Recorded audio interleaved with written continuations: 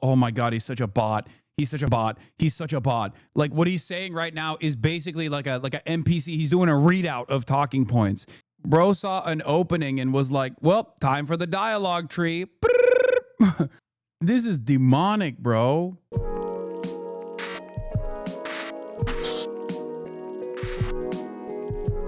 I'm saying it. Speaking of spending money to make money, we got Adam Friedland, ladies and gentlemen. That's right. We got the Adam Friedland show on a banger episode. Speaking of spending money, Israel, the nation state that we spend a lot of money on. And some of that money comes back to the pockets of our earnest politicians. Some of the greatest, some of the best and brightest.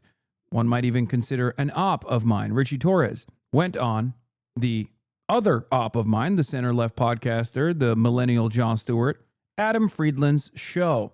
I have not seen even snippets of this because I've been holding myself.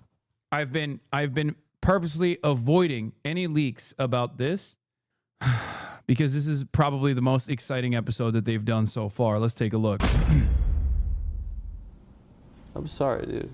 You're bummed. Your consultant told you not to do it. I like this guy a lot too. I'm sorry. I appreciate your time. Listen, sure. I don't get to talk to someone in the government that's. See you, Jez, but for the longest time I thought he was out to get you and you hated him. Who, Adam Friedland? No, he's my friend. Ritchie Torres, on the other hand, it's not a joke. He is my op. I wouldn't know who Ritchie Torres is. I wouldn't care who Ritchie Torres is. It's just that he is such an attack dog for the state of Israel that he has literally demanded right before the general election that I get banned by using the congressional letterhead to deplatform me, to demand that Amazon deplatform me for all of the mean things I was saying about the state of Israel. Ritchie Torres, of course, is a supposedly quote-unquote progressive Democrat. It's taking part of these big decisions like this. And well, only one of 535. So. Which one would like me? Virginia Fox? I don't know. Do you have her number? I don't have her number, no. All right.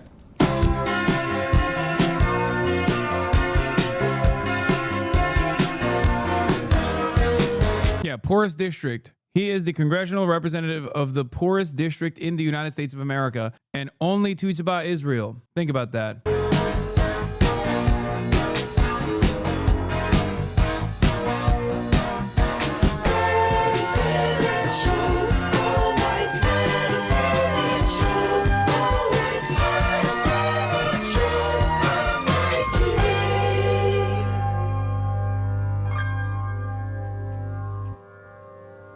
Welcome to the Adam Friedland Show. I'm Adam Friedland. As always, thank you to our members and our patrons, the people that support. If this is the one episode where he doesn't bring me up, I'm going to lose my mind.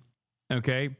Because he brings me up every episode, oftentimes next to images of the Holocaust. If this is the one time you aren't mentioned once, are you kidding? Oh my God. That's crazy. You think they're going to mention you? Why wouldn't he? He mentions me to all these random people. This is the one instance where he can mention me to a person that is actually knows who the I am. Our show.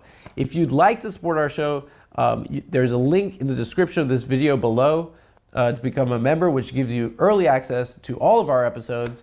And there's also a link if you prefer to use Patreon in the description as well. And as always, guys, there are 2 additional tiers for those of you who'd like to get your name in the credits. This week, my guest was Ritchie Torres from New York's 15th District in the House of Representatives. I'd heard of Representative Torres, but before I researched for this episode, I'd never heard of his backstory. And frankly, it's kind of inspirational. I mean, he grew up in public housing. Okay, I'm calling him. Fuck it. I'm calling him. Let's see if he picks up. Hello? You're dead to me. You're so dead to me. You brought my skinny legs up to Sarah Jessica Parker, but you couldn't bring up and invoke my name to my #1 op in Congress, Ritchie Torres. You have beef with him? You didn't know I have what? I don't know. Bro, what did it happen? Who was producing this episode? Who produced it? Caleb Pitts. Okay, that's probably okay. He And then Noah helped, and then Jacob Plitman also helped. damn. This is such a dude. He would have flipped. It would have been so amazing.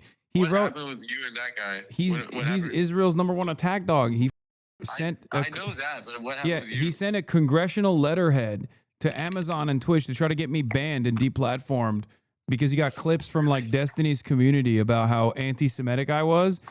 Like 5 days before the election. Oh, you're on stream, by the way. I forgot to mention, but you probably knew that already. Oh no! Well, oh yeah, it's West Coast. It's 4. Yeah. Yeah, 4:30.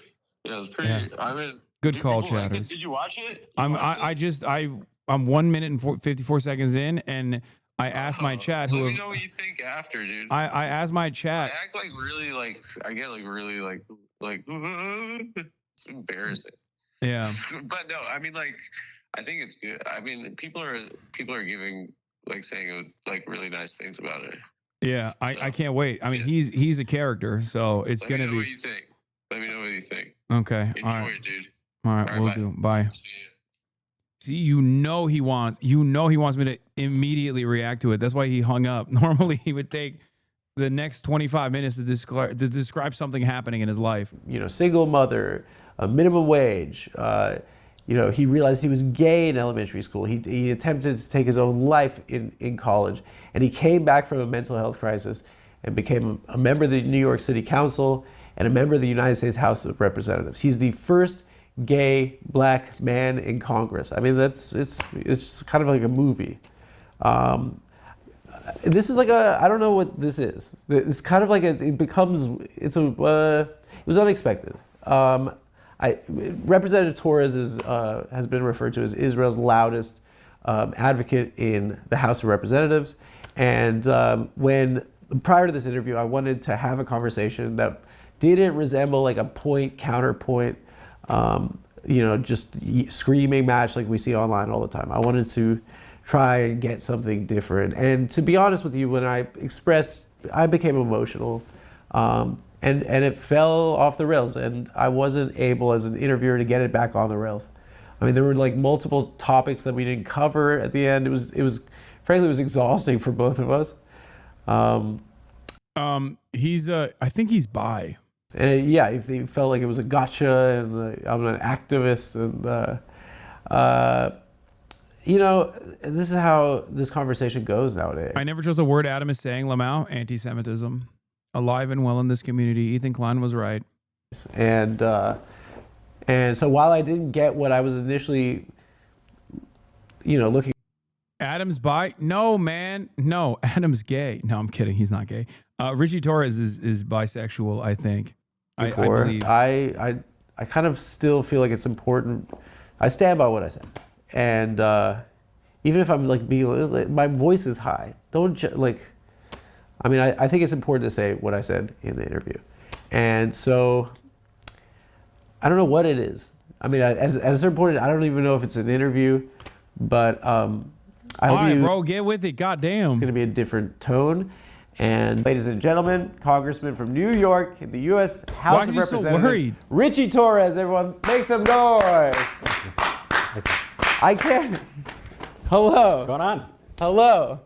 Well, I got two issues. First of all, your district is Yankee Stadium. That's one of your I constituents. represent Yankee Stadium, yeah. And I asked you how the Yanks were, and you were like, I'm not. You didn't. So I love the Yankees, but I'm not a huge baseball fan. You just turned it And I'm off. not going to pretend to be a baseball fan. What about the zoo? I love the Bronx Zoo. Okay. Botanical Gardens. Do you consider the animals your constituents? I consider the Bronx Zoo indistinguishable from the United States Congress, yeah. Oh. Does that crush in, like, if you say it to another guy in Congress? It crushes nowhere because if I had any comedic talent, I probably wouldn't be in Congress. What do you mean? Yeah. You want to be a Wait, he actually gets. Does Richie get emotional or does Adam get emotional? But when I was a kid, I was a fan, not of baseball, but professional wrestling. Really? Yeah, I was a huge huge the same age. fan of Attitude The Rock. Era. The Attitude Era. Oh So my I started God. watching in 1998. We had it so Stone Cold good Steve at the Austin, time. The Rock. I thought that was the golden age. Mankind. Mankind. So was I. Yeah. Yeah, that we were And I watching did Raw. a huge Rock impersonation when I was a kid. Like I used to. I like knew of you as a congressman, but Yeah. I didn't know your backstory. And I mean, goddamn, wow. I mean, it's an incredibly inspirational story that you And have. unlike George Santos, I have a true story. That's your op. That's I have the I have enemy. no OnlyFans account, but I do have a actual Did he have an biography. OnlyFans? Oh yeah. In Congress. I'm not sure if he had it, but certainly it was generating income He for him would have after. been the first. I mean, Who knows? I mean, I'm not He would have closely been the first I'm not member of closely Congress. following the OnlyFans accounts of every it member of sounds like you Congress. can't stand this guy. No, just No. you know, just I want to. Do you miss him? He was pretty funny. You know, he was endless source of comedic enjoyment. Yeah. His tweet right before jail was amazing. Yeah. He's like, the curtain closes, like Yeah. she walks off stage.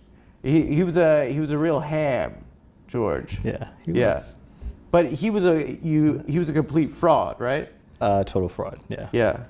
Because he bought like Birkin bags with campaign funds. And also, he fabricated every aspect of his biography.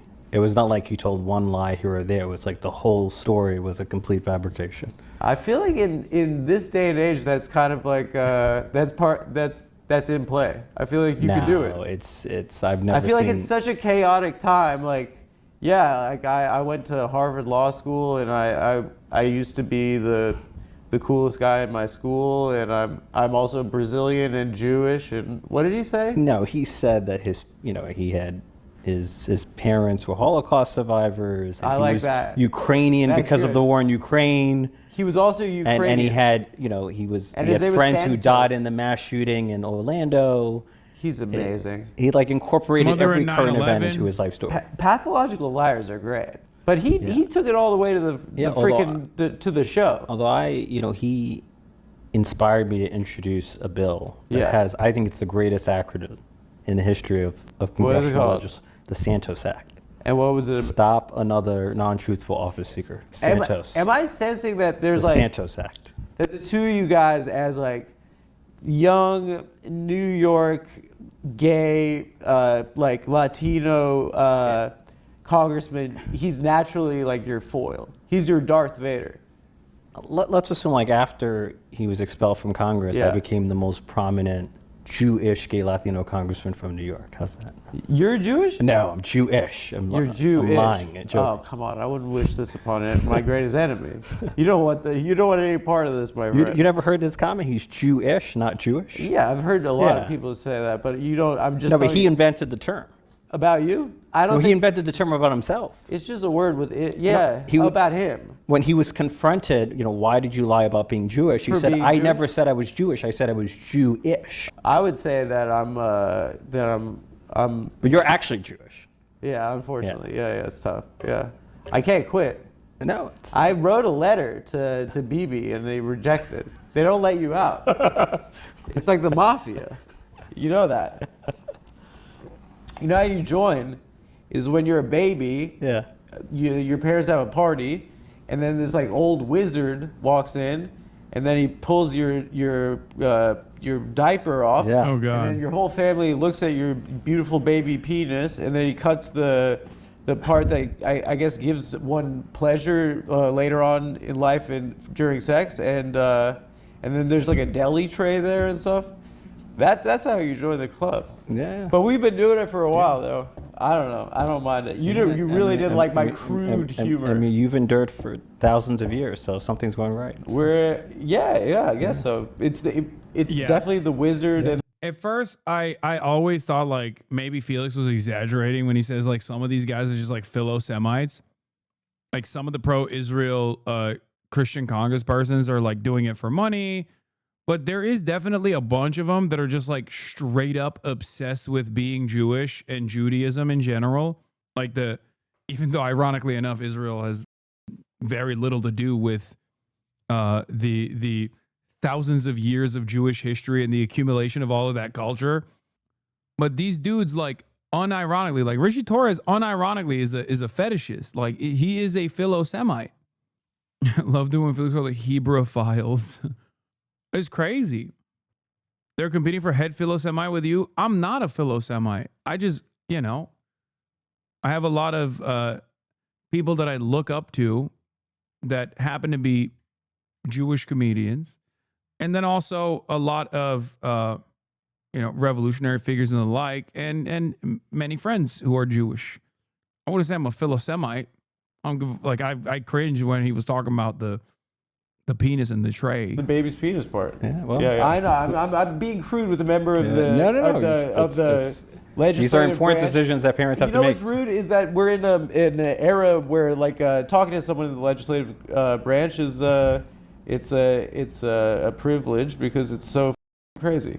The privilege is mine. You're the one with the massive following and audience. You were in the New Yorker. You know how I know that? Because you told me.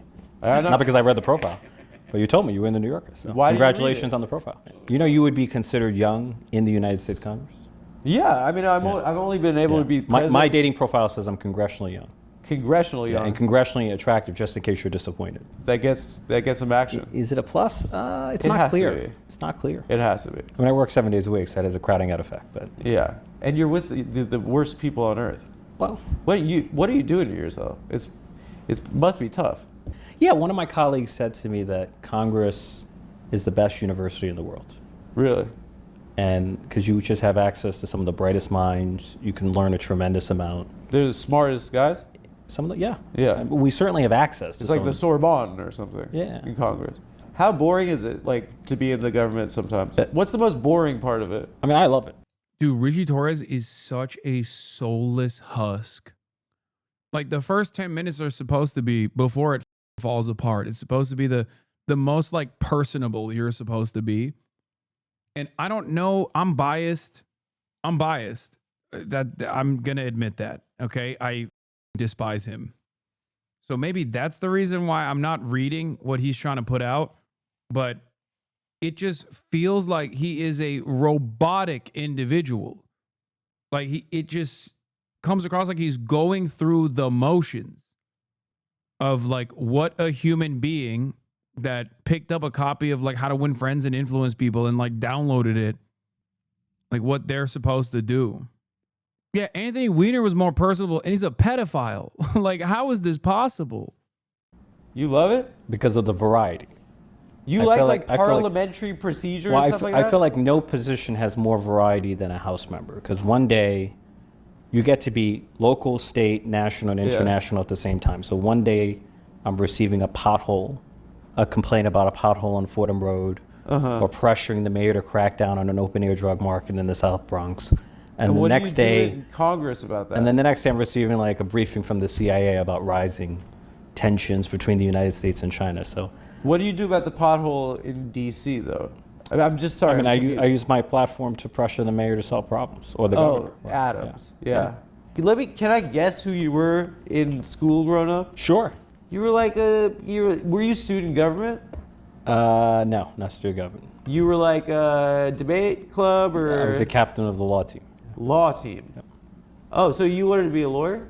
Yeah, I had dreams of becoming either a lawyer or a teacher. So you did mock trial, right? I did moot court and mock trial, but I was a master moot court. And what did you like? You liked the Atticus Finch style, closing argument. So that was mock trial. Yeah. Moot court is modeled after the Supreme Court or an appellate court. So you deliver an argument before a panel of judges who interrupt you with questions. Worse speeches. The one that's less no, because it teaches you to think on your feet. It's less theatrical. But that was your prep for the game.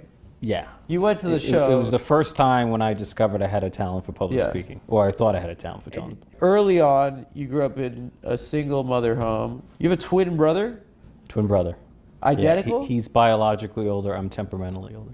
Identical or no? Fraternal. We're fake twins. That's all right.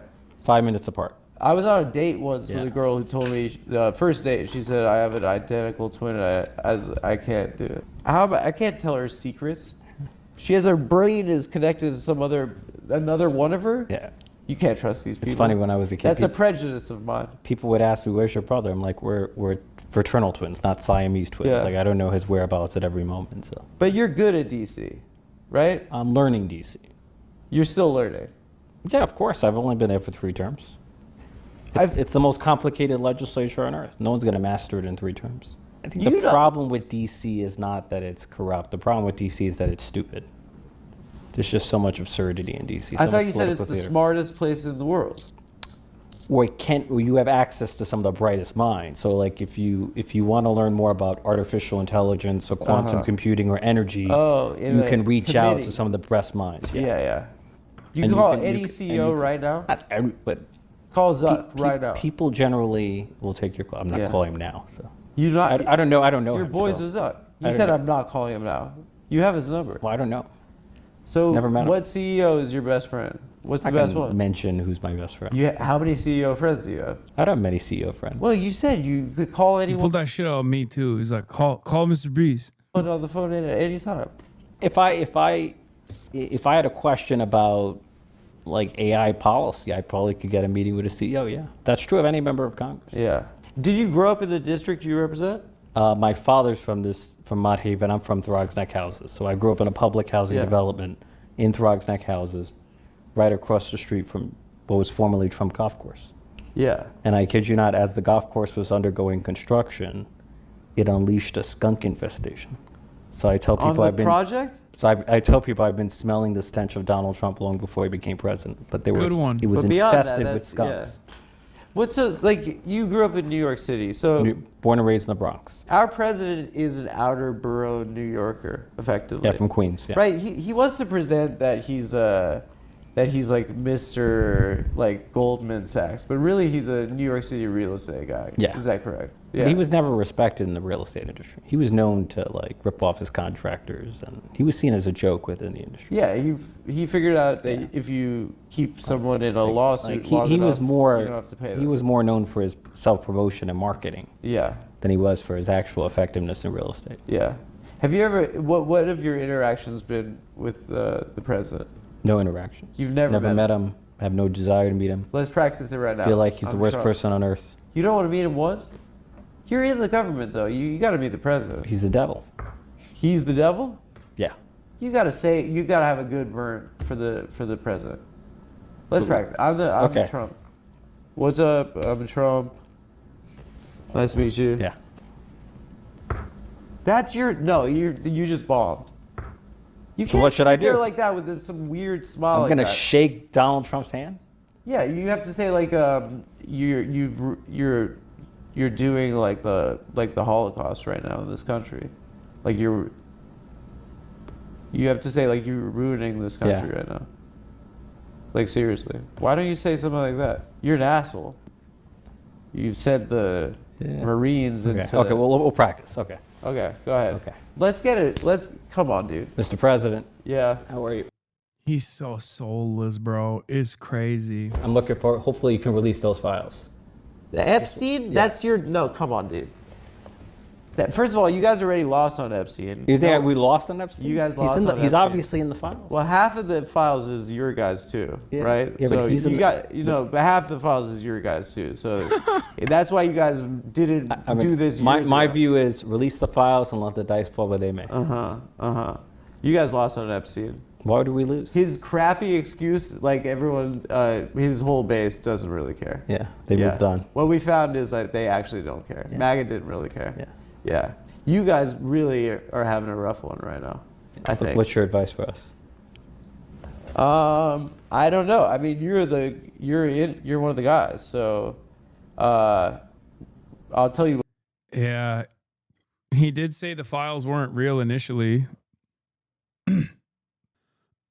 And then quickly turned around and said, no, never mind, they are real.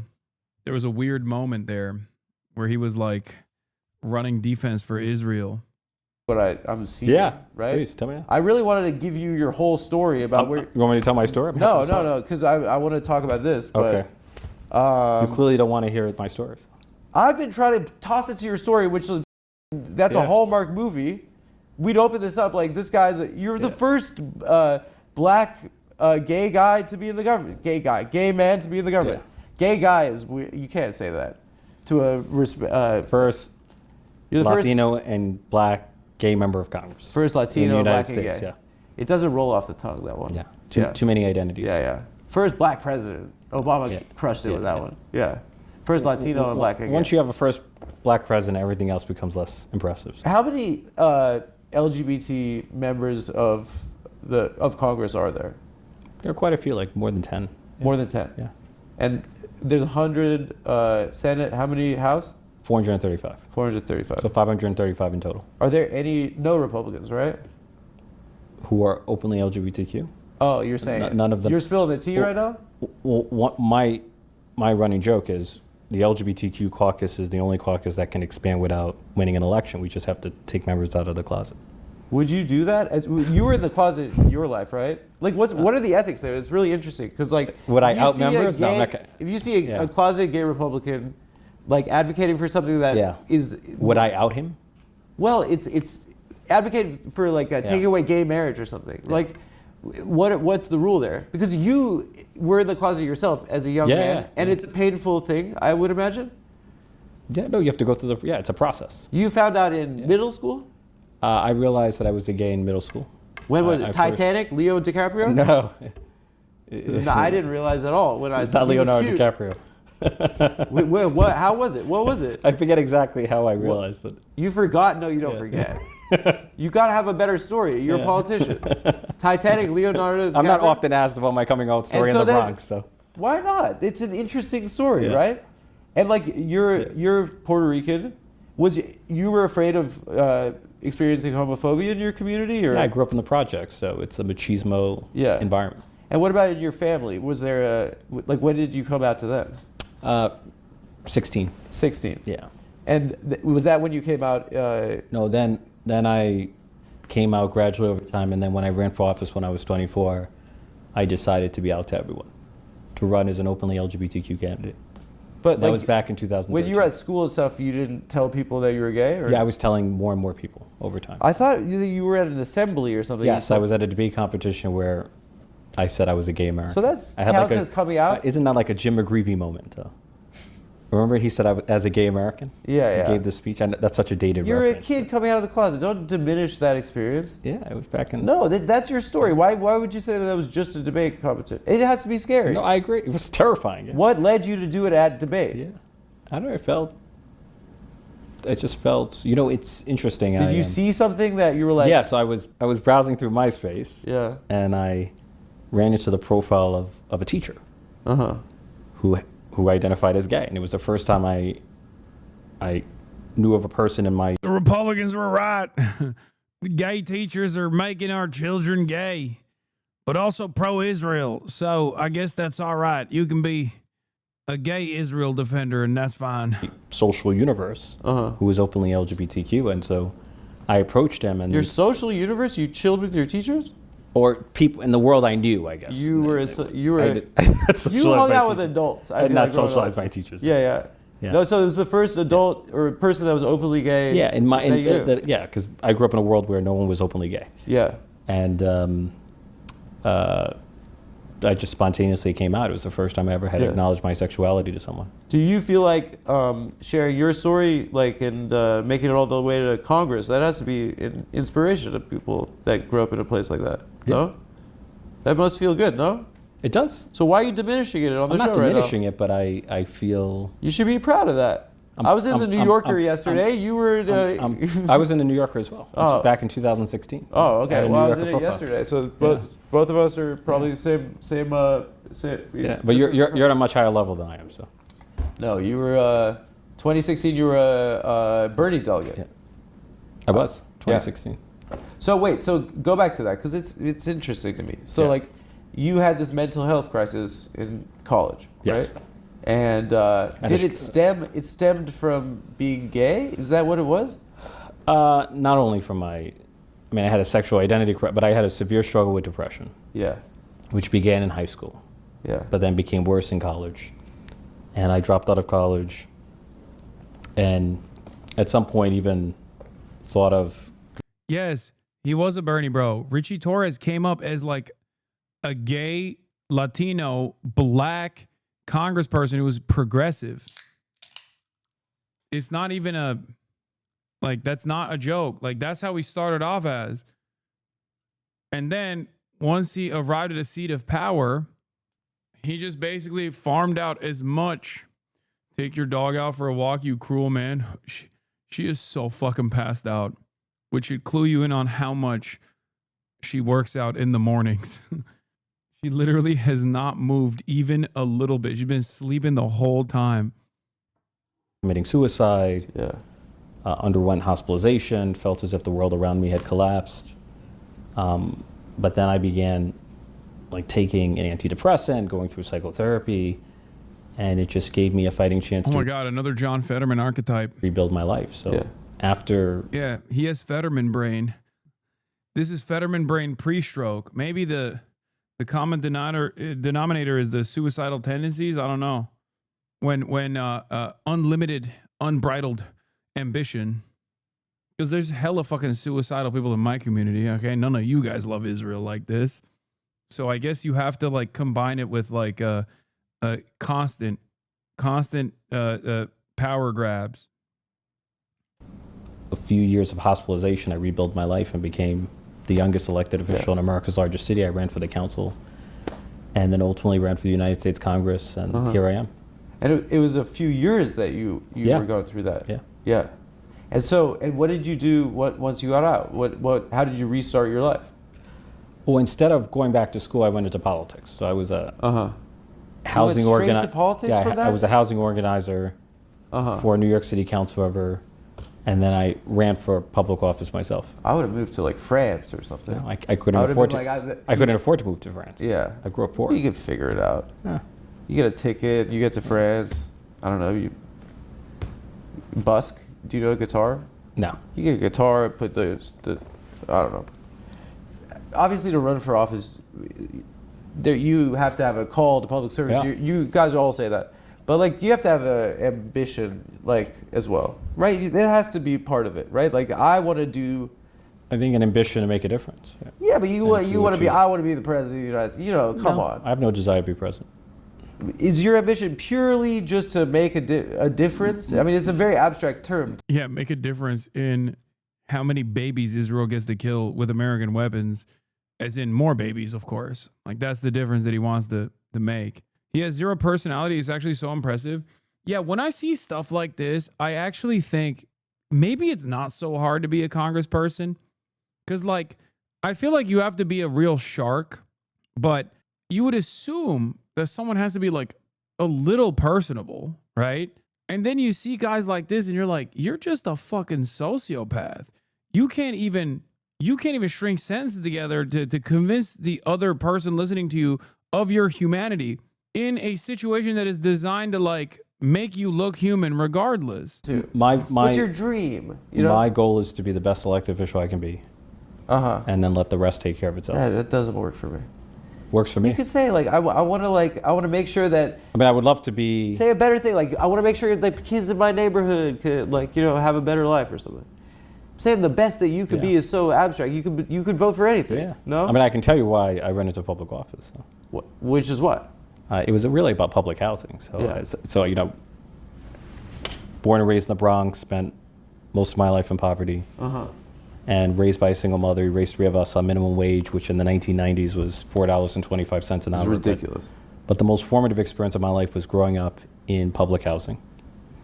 And in New York City, there's an institution known as the New York City Housing Authority, NYCHA, which manages the largest stock of public housing in the country. It houses about 500,000 people.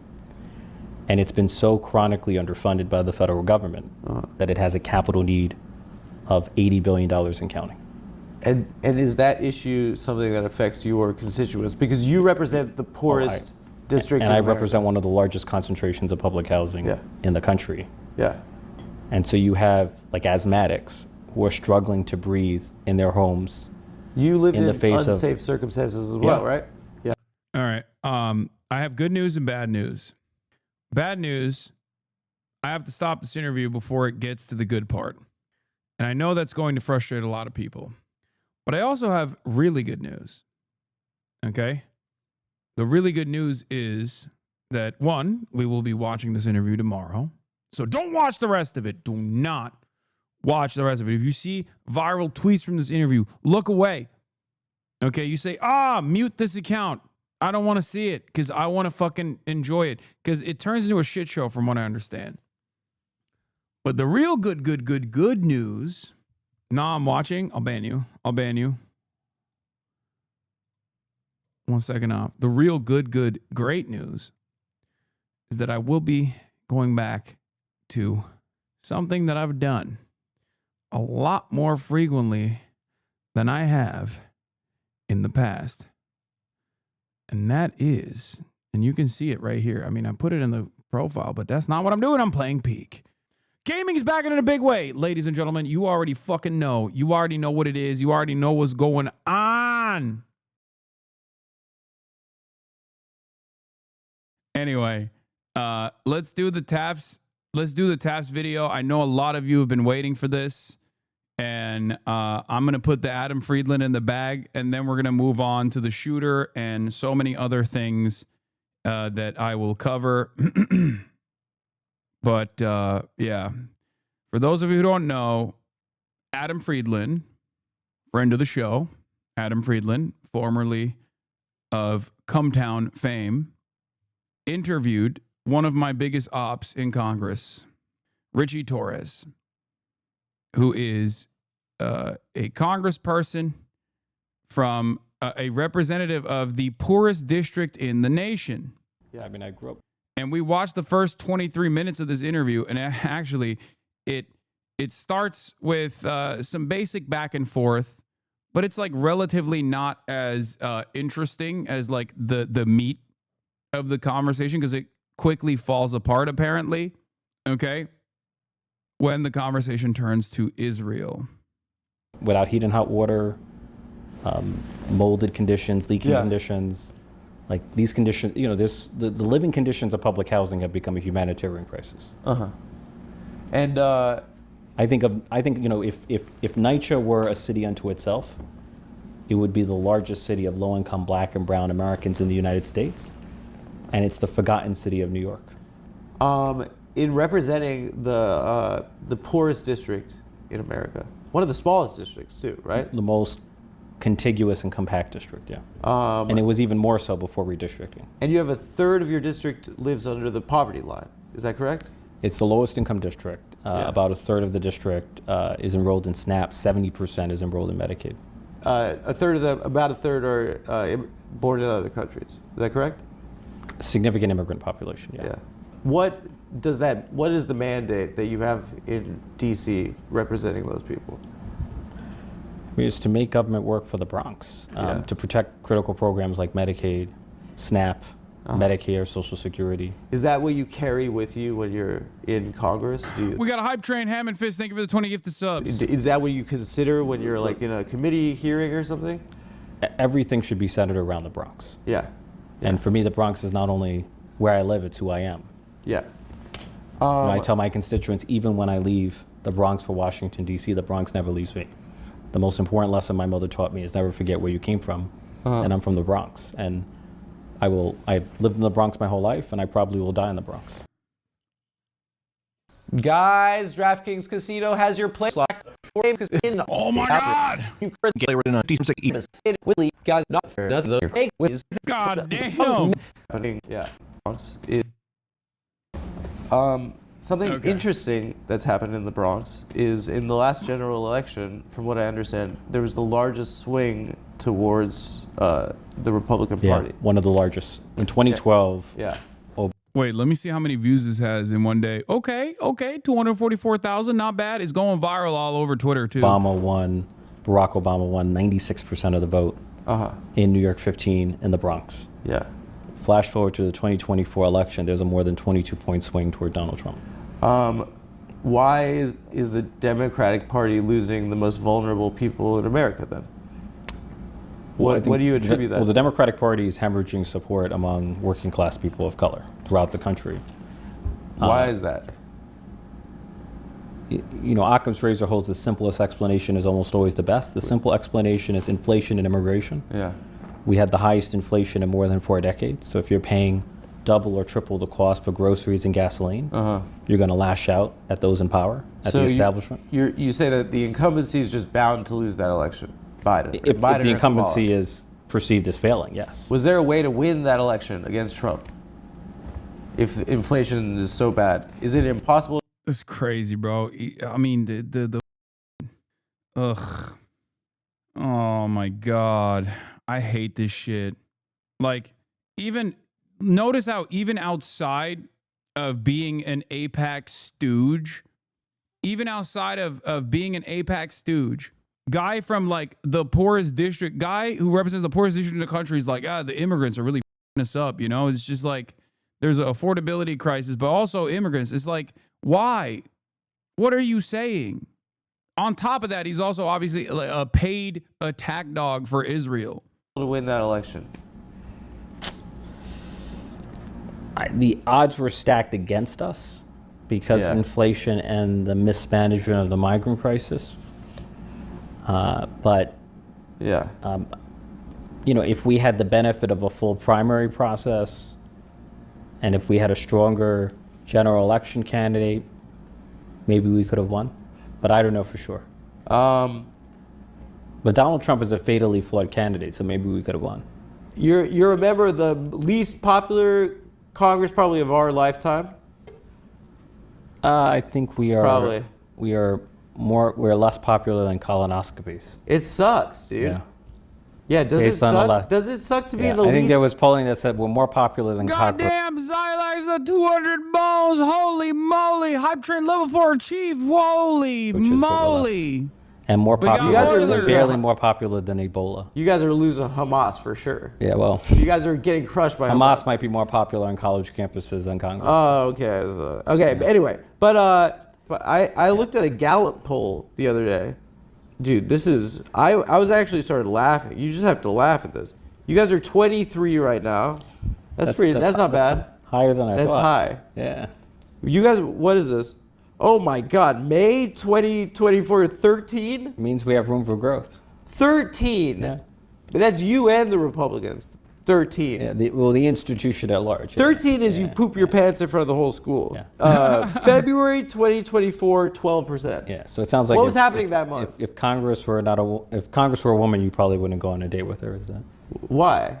She's unpopular? I don't know. No, what? She could be like beautiful, you know, like... What do you mean? No, you seem to hate Congress, so. I'm saying everyone does, right? I'm looking at the Gallup poll. Are you part of the 13% that approves, or? I think that we have to recognize the runway a little bit and what got us here, maybe. Yeah, I agree. Know. Yeah, what could it be? Maybe Ritchie Torres. Who got, 1.497 mil from AIPAC, looks like a goddamn husk in a suit. Okay? The Civics favorability tracker is nearly broken for the Democratic Party. Perhaps it's because these guys don't come across as earnest. They don't come across like they believe in anything but maintaining their grip on power, their marginal grip on power, as they can just farm out funds from lobbyists, as they can like network with high profile individuals and develop a career for themselves. But it's also true, they are doing that, for the record. They have no investment in defending their constituents at all. So of course people hate. Of course people hate them. Seeing the Marine Corps entering the second largest city in America, and seeing the most vulnerable people in society just taken away from their children and kidnapped. And there are facilities in our country right now surrounded by alligators and stuff. There are facilities where there are cages with human beings in them who have not been afforded any due process. And the sad thing is that you guys are you're polling behind Donald Trump right now. And that's not true. The Democratic Party has lower approval ratings than Donald Trump. I think the story's more complicated there. What is that? Yeah, so the latest polling from CNN shows that the most important issue to Americans is inflation, the cost of living. And on the most important issue, Donald Trump is 25 points underwater. And since the November election, there's been a 34-point swing against him, and that we as Democrats are more trusted on inflation than he is. That's a huge swing. Why are you guys not killing him right now? That is a cherry pick. Come on. You know, that's a. I mean, inflation is the most important issue. Brother. By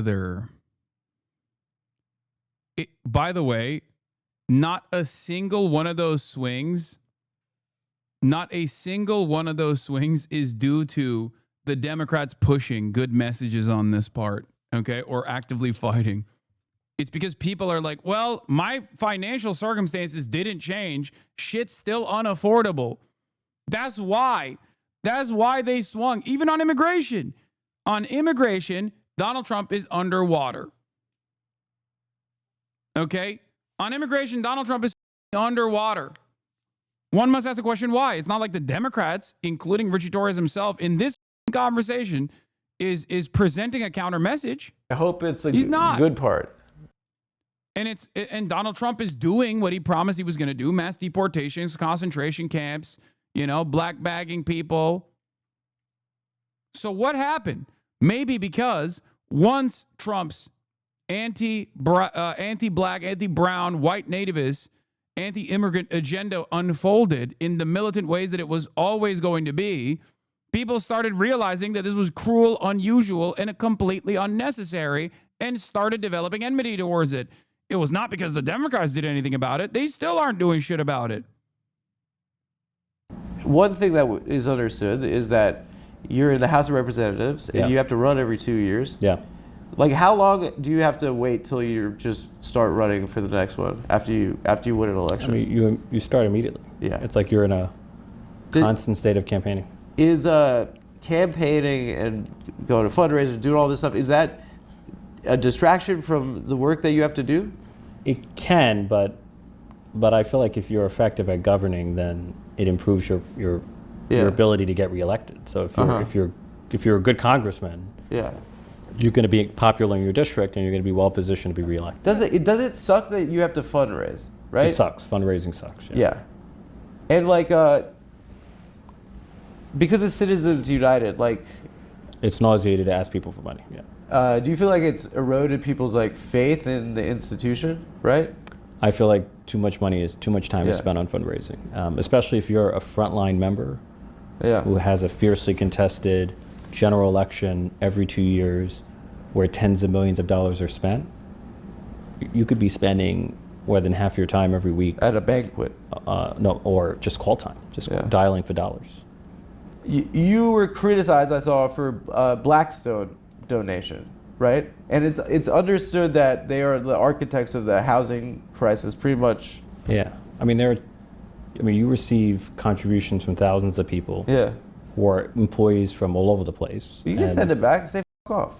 Yeah, I'm not. So they're giving you a check just because? I decide issues on the merits. I don't know what others do, but I decide issues on the merits. So it's a just cause check? Just cause. They're just giving you money just cause they think you're nice? I'm pretty sure that even there are lefty candidates who have gotten money from people who are employed. Yeah, rank and file employees, sure. I figure you could, maybe if you're like, this guy's... You do know that, this guy's making my constituents' lives worse. You could be like, F you, I don't want it. I'm in a safe blue district, right? People should judge me by my record, by the legislation I pass. Yeah. I work 7 days a week. I'm visible in my district. I'm on the ground. I'm happy to... If you ever want to take tours of my district, I'm happy to walk you through my district. I'd like to. I've been to the zoo in Yankee Stadium. Right. Well, not the actual projects, not the amenities, not the institutions. Yeah. I can give you a sense of racially concentrated poverty in a place like the Bronx. So that's what my question is like. Where do you live? Which borough? I live in Brooklyn. Okay. Yeah, and that's my question. So you might be divorced from the experience of racially concentrated poverty. But what does that have to do with taking money from blacks? I just feel like that's a deflection. Well, I think and I don't want to because I don't want to cut an argument right now. I don't want to argue with you. If you want to question my ability to represent my district, I'm happy to show you what I do. I'm happy to bring you to my district. What I'm calling into and introduce question you to my constituents. What I'm calling into question is the institution, right? I'm calling into question the system, and you're functioning within a system, right? I've received contributions from tens of thousands of people. I can't keep track of every person. I'm not responsible for every person. You forgot? I'm only responsible for what I do. Okay. So you can play the guy. By the way, I don't think his district fucks with them at all, or even know who he is. They just vote for the Democrat. That's it. Okay. That's it. That's how he's won. Game, but that's not. I'm not trying to play the gotcha game. I think you're used to Anderson Cooper 360, and I'm a guy. I'm from Town Podcast. I'm not. I'm happy to answer whatever question you have. Whatever. Here's a question for you. I think you've established. Sorry, I just logged on, but while I see 100% the importance of Friedland challenging Torres on the scale, I do find it frustrating that 2 years into the genocide, we're still centering Jewish feelings. We have a lot. Bro, Adam is Jewish, okay? That's it. He's Jewish, and he's anti-Israel, and he's been anti-Israel for years, okay?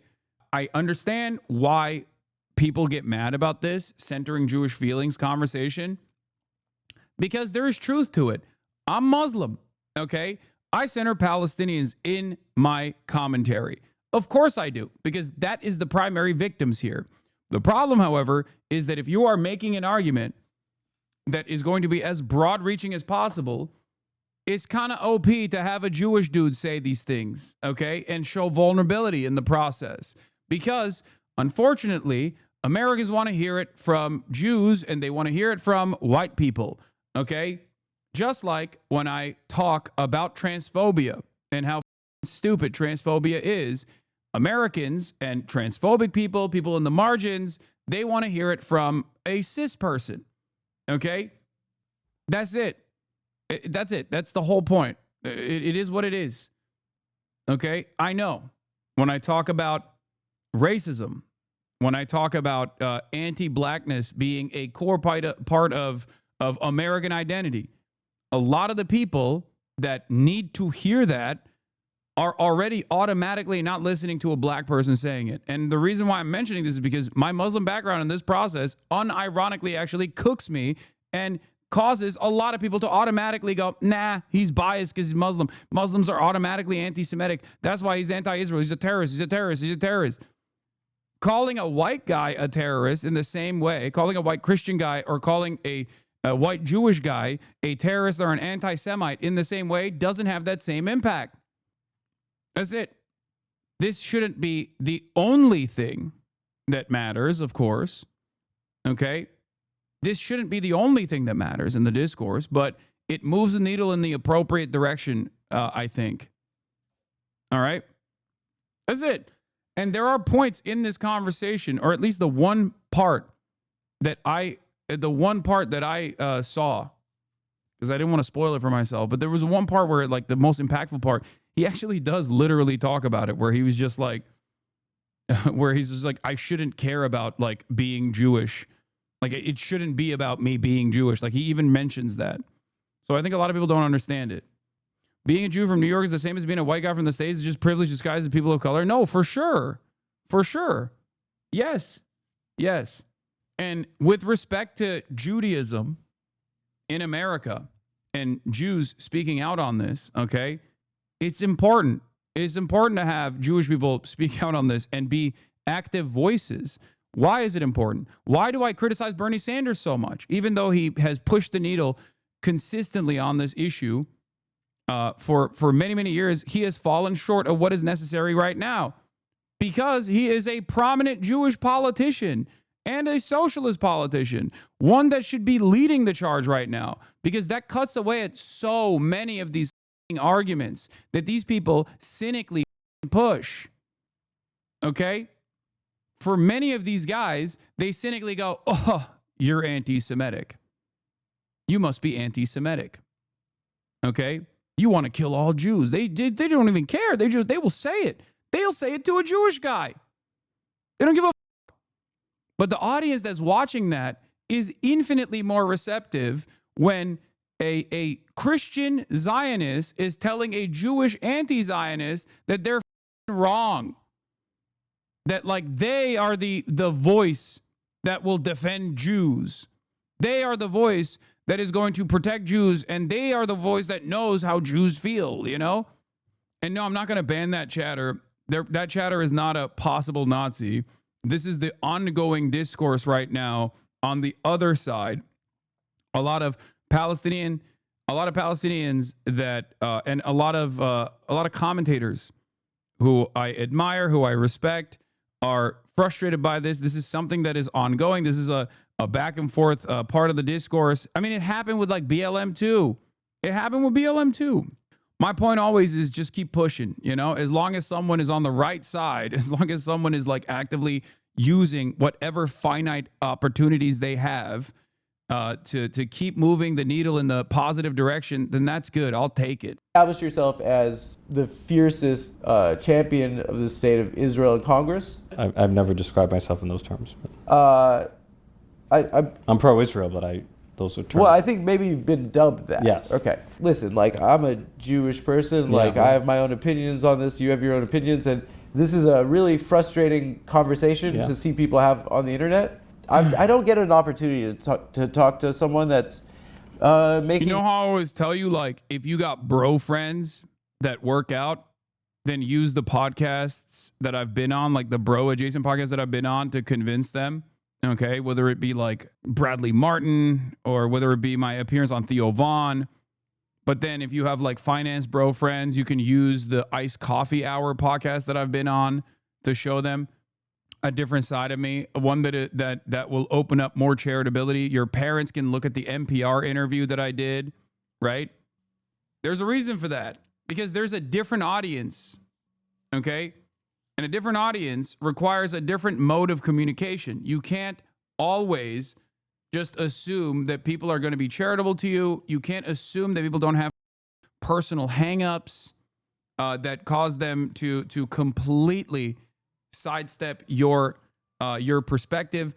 It requires deeper learning and understanding, and sometimes in order to open that door for people to even go on their own journey of, and I can't believe I'm saying this, recognizing the humanity of Palestinians that are being wholesale slaughtered with American weapons by the state of Israel, will start here. That's why while I, of course, primarily feature Palestinians living in Gaza and living in the West Bank in my coverage, and the atrocities that take place from their perspective, I also obviously will have guests from all different kinds of backgrounds to talk about numerous different angles, to talk about numerous different journeys that they've had. Okay? Anti-Zionist Jews like Noah Colwyn or Simone Zimmerman, even anti-Zionist Jews living in Israel that are members of the Knesset, like Dr. Ofer Kasif, anti-Zionist Jews that are part of Mezer Vot, that are conscientious objectors. Like, there's a reason why I tackle this issue from every angle possible, because I know there are different audiences for it. Okay. And even then, no matter what I do, there are a lot of people who will always turn around and say, nah, dog, you're a terrorist. You're a Islamist fundamentalist. You're radical. Okay. There are still a shit ton of people who will not listen to what I have to say because my name is Hasan. Okay. I'm an anti-imperialist and my name is Hasan. So a lot of people just immediately, because of the implicit biases that they have about unchecked Islamophobia that they feel, they go, nah, there's a sinister reason why you're doing this. It's because despite a lifetime of combating anti-Semitism and being openly anti-fascist, there are a lot of ignorant people that will just refuse to listen to what I have to say and assume that I have some other sinister purpose for this. Now, should I just sit around and be like, well, f those people? I can sit on a throne of moral infallibility and say, you know, f those people. And sometimes I do say that. Okay? Sometimes I do say that because it gets a little overwhelming. However, I also recognize that because this issue is so vast and because this challenge is so impossible to tackle, okay, stopping a flow of weapons to Israel is seemingly this like impossible thing. I recognize that you need those people on your side as well, okay? So I'm glad that people try to do their very best, no matter what their background is, and try to actively change people's minds by showing their own perspective. They're showing their own humanity. Ultimately, the people that are criticizing Adam are also right, though, in terms of like the broader issue, because a big part of the reason why so many people choose not to recognize the humanity of Palestinians is because of anti-Palestinian sentiment that is deeply embedded, and anti-Arab sentiment that is deeply embedded in American discourse, and also Islamophobia that is a permanent fixture of modern American politics. And when you combine that, that triple force, all of a sudden every American starting position is, yeah, they're barbaric rapist monsters. Like, maybe it's just too costly of a genocide for us to engage in. But Israel could just like keep doing whatever the they're doing. I don't give a shit. Like, that's what the average American's position is. So there is a limitation to the centering of Jewish feelings conversation, for sure, because there are more issues that you must tackle in the process. But I think these things take time, and this is a good starting point regardless for a lot of people. Because remember, I always say the but Hamas argument is so successful in terms of just like shifting the conversation away. And that but Hamas argument only stems from a dehumanization of Palestinians in general, a dehumanization of Muslims in general, because but Hamas would not work if people were like, well, what the are they supposed to do? 80 plus years, 100 plus years of militancy and ethnic cleansing. What are they supposed to do? Of course they're going to take up arms. What do you mean? Right? Decisions and supporting these things that are a huge deal to people right now. Sure. Yeah. One thing that I thought was interesting, and I want to start with you, is that you described your first trip to Israel in 2015 as a life-changing experience. And I just wanted to follow the narrative of like you growing up and your struggles and then going into the government. Like what was that experience like, and what bred that passion for Israel in you? Well, since I grew up poor my whole life, I never had an opportunity to travel abroad. Yeah. So the first time I ever Free trip. went to a foreign country. So it was life-changing because you went on a trip? Part of the reason, went abroad for the first time, life-changing. But also, you know, when you experience the complexity of Israel, you go to the old city. What did you see? Like, what did you witness? Like, Well, go to the old city. yeah. I've been there. Yad Vashem, which is the Holocaust Museum. Yeah. Go to the Masada, where Jews committed mass suicide to escape Of enslavement. course, at the hands of the I've Roman hiked up Empire. Masada. The Gaza envelope. Yeah. Went to Sderot, spoke to the local mayor, who said that You went to Gaza? I did not go to Gaza. No. What did you say? Gaza envelope? No, Gaza envelope, which is right on the border with, it's Israel, but it's right at the border with Gaza. So, It's right next to the fence. yeah, it's in the proximity to. What's at the Gaza envelope? Like I've never heard that term before. Sderot. Stay Road. Yeah, with the rockets going in. Yeah. How far is Stay Road from Gaza? I've never heard, bro. Adam's been to Israel. I can't believe he's never heard the Gaza envelope. It's like a mile or something. Yeah, within a mile. Yeah. It's right next to it. Yeah, striking proximity. Tough. Yeah. It's a That's where small all the place. kibbutzim are too. The Gaza envelope. That's where like the primary October 7 conflict took place. Whole thing. Yeah. I mean, that's why Hamas was able to so easily penetrate on October 7th. By getting over the fence. Yeah, and it's so close. Yeah. No, I mean, I just want to know because it seems like it was powerful, Yes. and it seems like it's informed your record, and I that's what's interesting to me. It's like your story and how you got here, and like I think it's narratively what fascinates me. Maybe one day you'll give me a chance to tell it. So. Why are you annoyed by this question? I'm kidding. So I spoke to the local mayor of Sderot.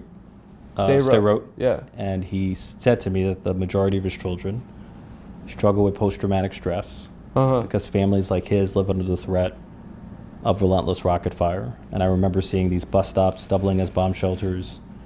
You know, I come from the Bronx where people live in fear of bullets and guns, but you know, we in America do not worry about Canada and Mexico firing rockets into American homes and communities. You know, we're a country of 330 million people. We're surrounded by oceans, and Israel's a tiny democracy the size of New Jersey. That's literally... Oh my God. It is the APAC. It's the APAC triple double, bro. He hit the high notes, dude. That's crazy. Israel, small nation. Imagine what it would be like if we worried about Canada and Mexico blowing us up. God damn.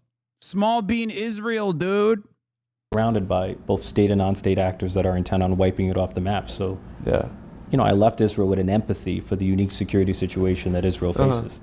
Bro, this is all, oh my God, he's such a bot. He's such a bot. He's such a bot. Like what he's saying right now is basically like a NPC. He's doing a readout of talking points. Nothing behind.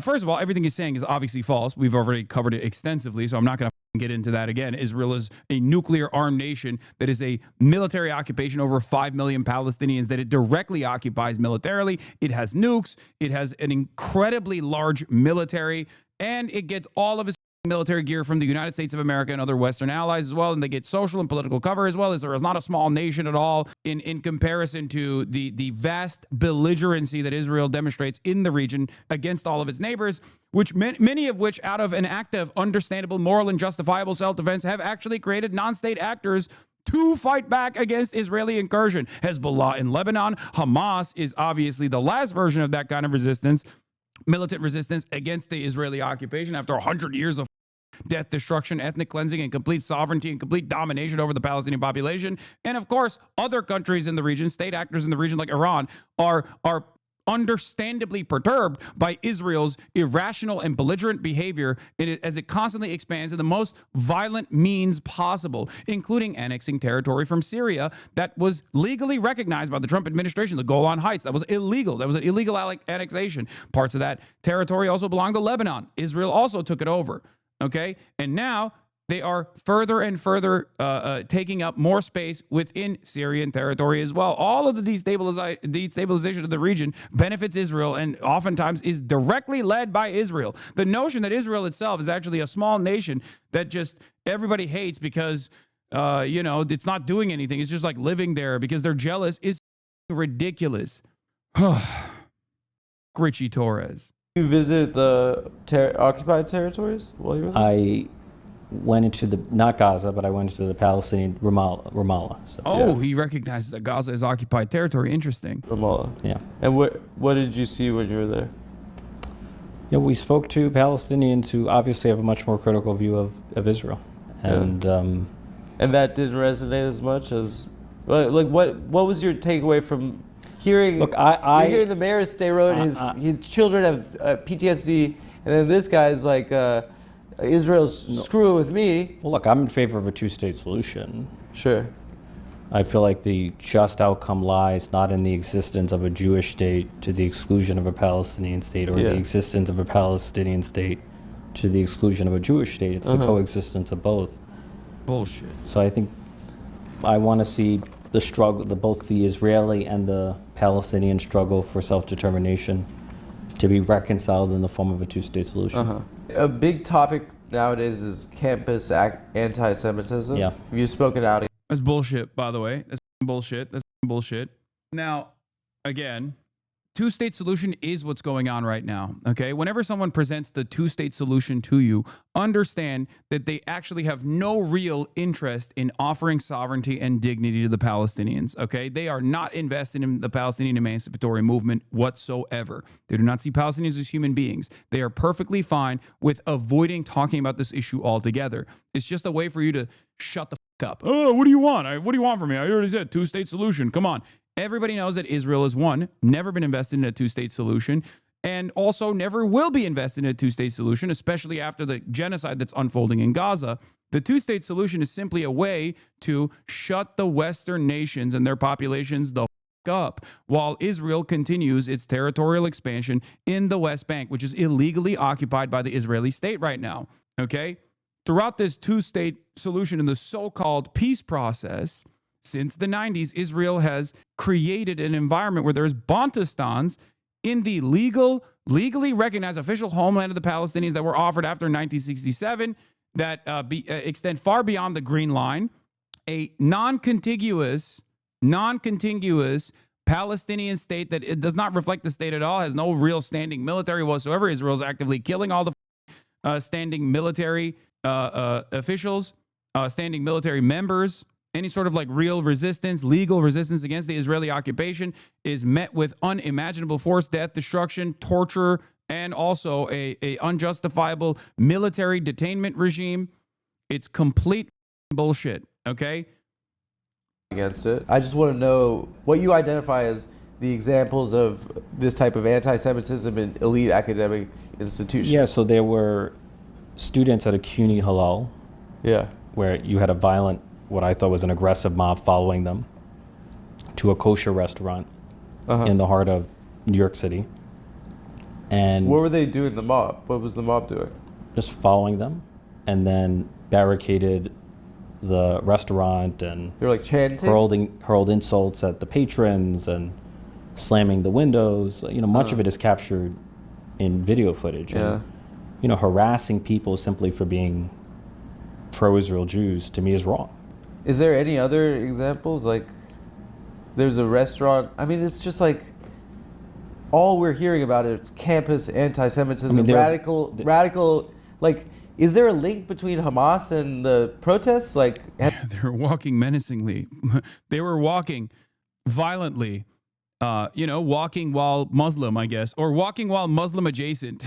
is that established? There are students who have faced harassment and intimidation because of their beliefs. There are students who feel inhibited from expressing their Jewish or Zionist identity because of the atmosphere of intimidation or harassment on college campuses. You should speak to this. How have they? Are you denying that there's any campus anti-Semitism? Or? I'll give you an example. I know a younger person that went to UCLA and was attacked, and is Jewish, and was with a group of Jewish people at a protest, and they were attacked by the Proud Boys. Okay, that's an anti-Semitic incident. No, but the Proud Boys were there for Israel. And those are the guys that did The Proud Charlottesville. Boys are there for Israel? Yeah. I think of the Proud Boys as like white nationalists and white supremacists. I'm telling you right now. Who are anti-Israel, but okay. Listen, Yeah, dumb. That is what's going on. I wonder why so many American fascist movements are super invested in defending Israel, including Donald Trump. How did that happen? Oh my God. Oh God, these guys are such dildos, man. They just have to live in this complete hug box. They live in nonsense world, okay? It's just like the grossest woke liberal gaslighting at the behest of a fascist movement, at the behest of a Nazi state. I hate these so much. I'm like a comedian, right? Like, I hate when comedians, especially on the internet, like speak from a position of authority with about crap that they don't know about. You know, this is one topic I feel like the purest distillation of difference between being pro-Israel and being Jewish came to me when my mom told me to boycott a local coffee shop because a pro-Israel guy went there, whipped out his phone to film a barista who was wearing a pro-Palestine hoodie. He got mad, got kicked out. Then it made the rounds on pro-Israel social media. Then I told my mom I go to that place on a weekly basis and never felt unsafe. It's also, I'm sorry, there is no clearer indication that Israel is a totally separate thing as opposed to like American Jews broadly than the cultural output that Israel has. Okay, it's so clear. It's so stupid. I mean, I talk to Felix about this shit all the goddamn time, and it's really funny because like he'll always be like, "Listen, and Adam says this too as well. I don't know if he brings this up in the interview, but it's like there's this culture around like being a Jew in America, right? And they always say like we're not supposed to be like hogs. You know what I mean? That's not what being an American Jew is about. Like you're not there. The people in Israel are closer in culture and closer in attitude to like a white nationalist Christian hog in the United States of America than any of these like effete liberal Jews living in New York. Like that's just, it's so, there's just, even on a vibes-based attitude, it just doesn't make sense. And none of it makes sense.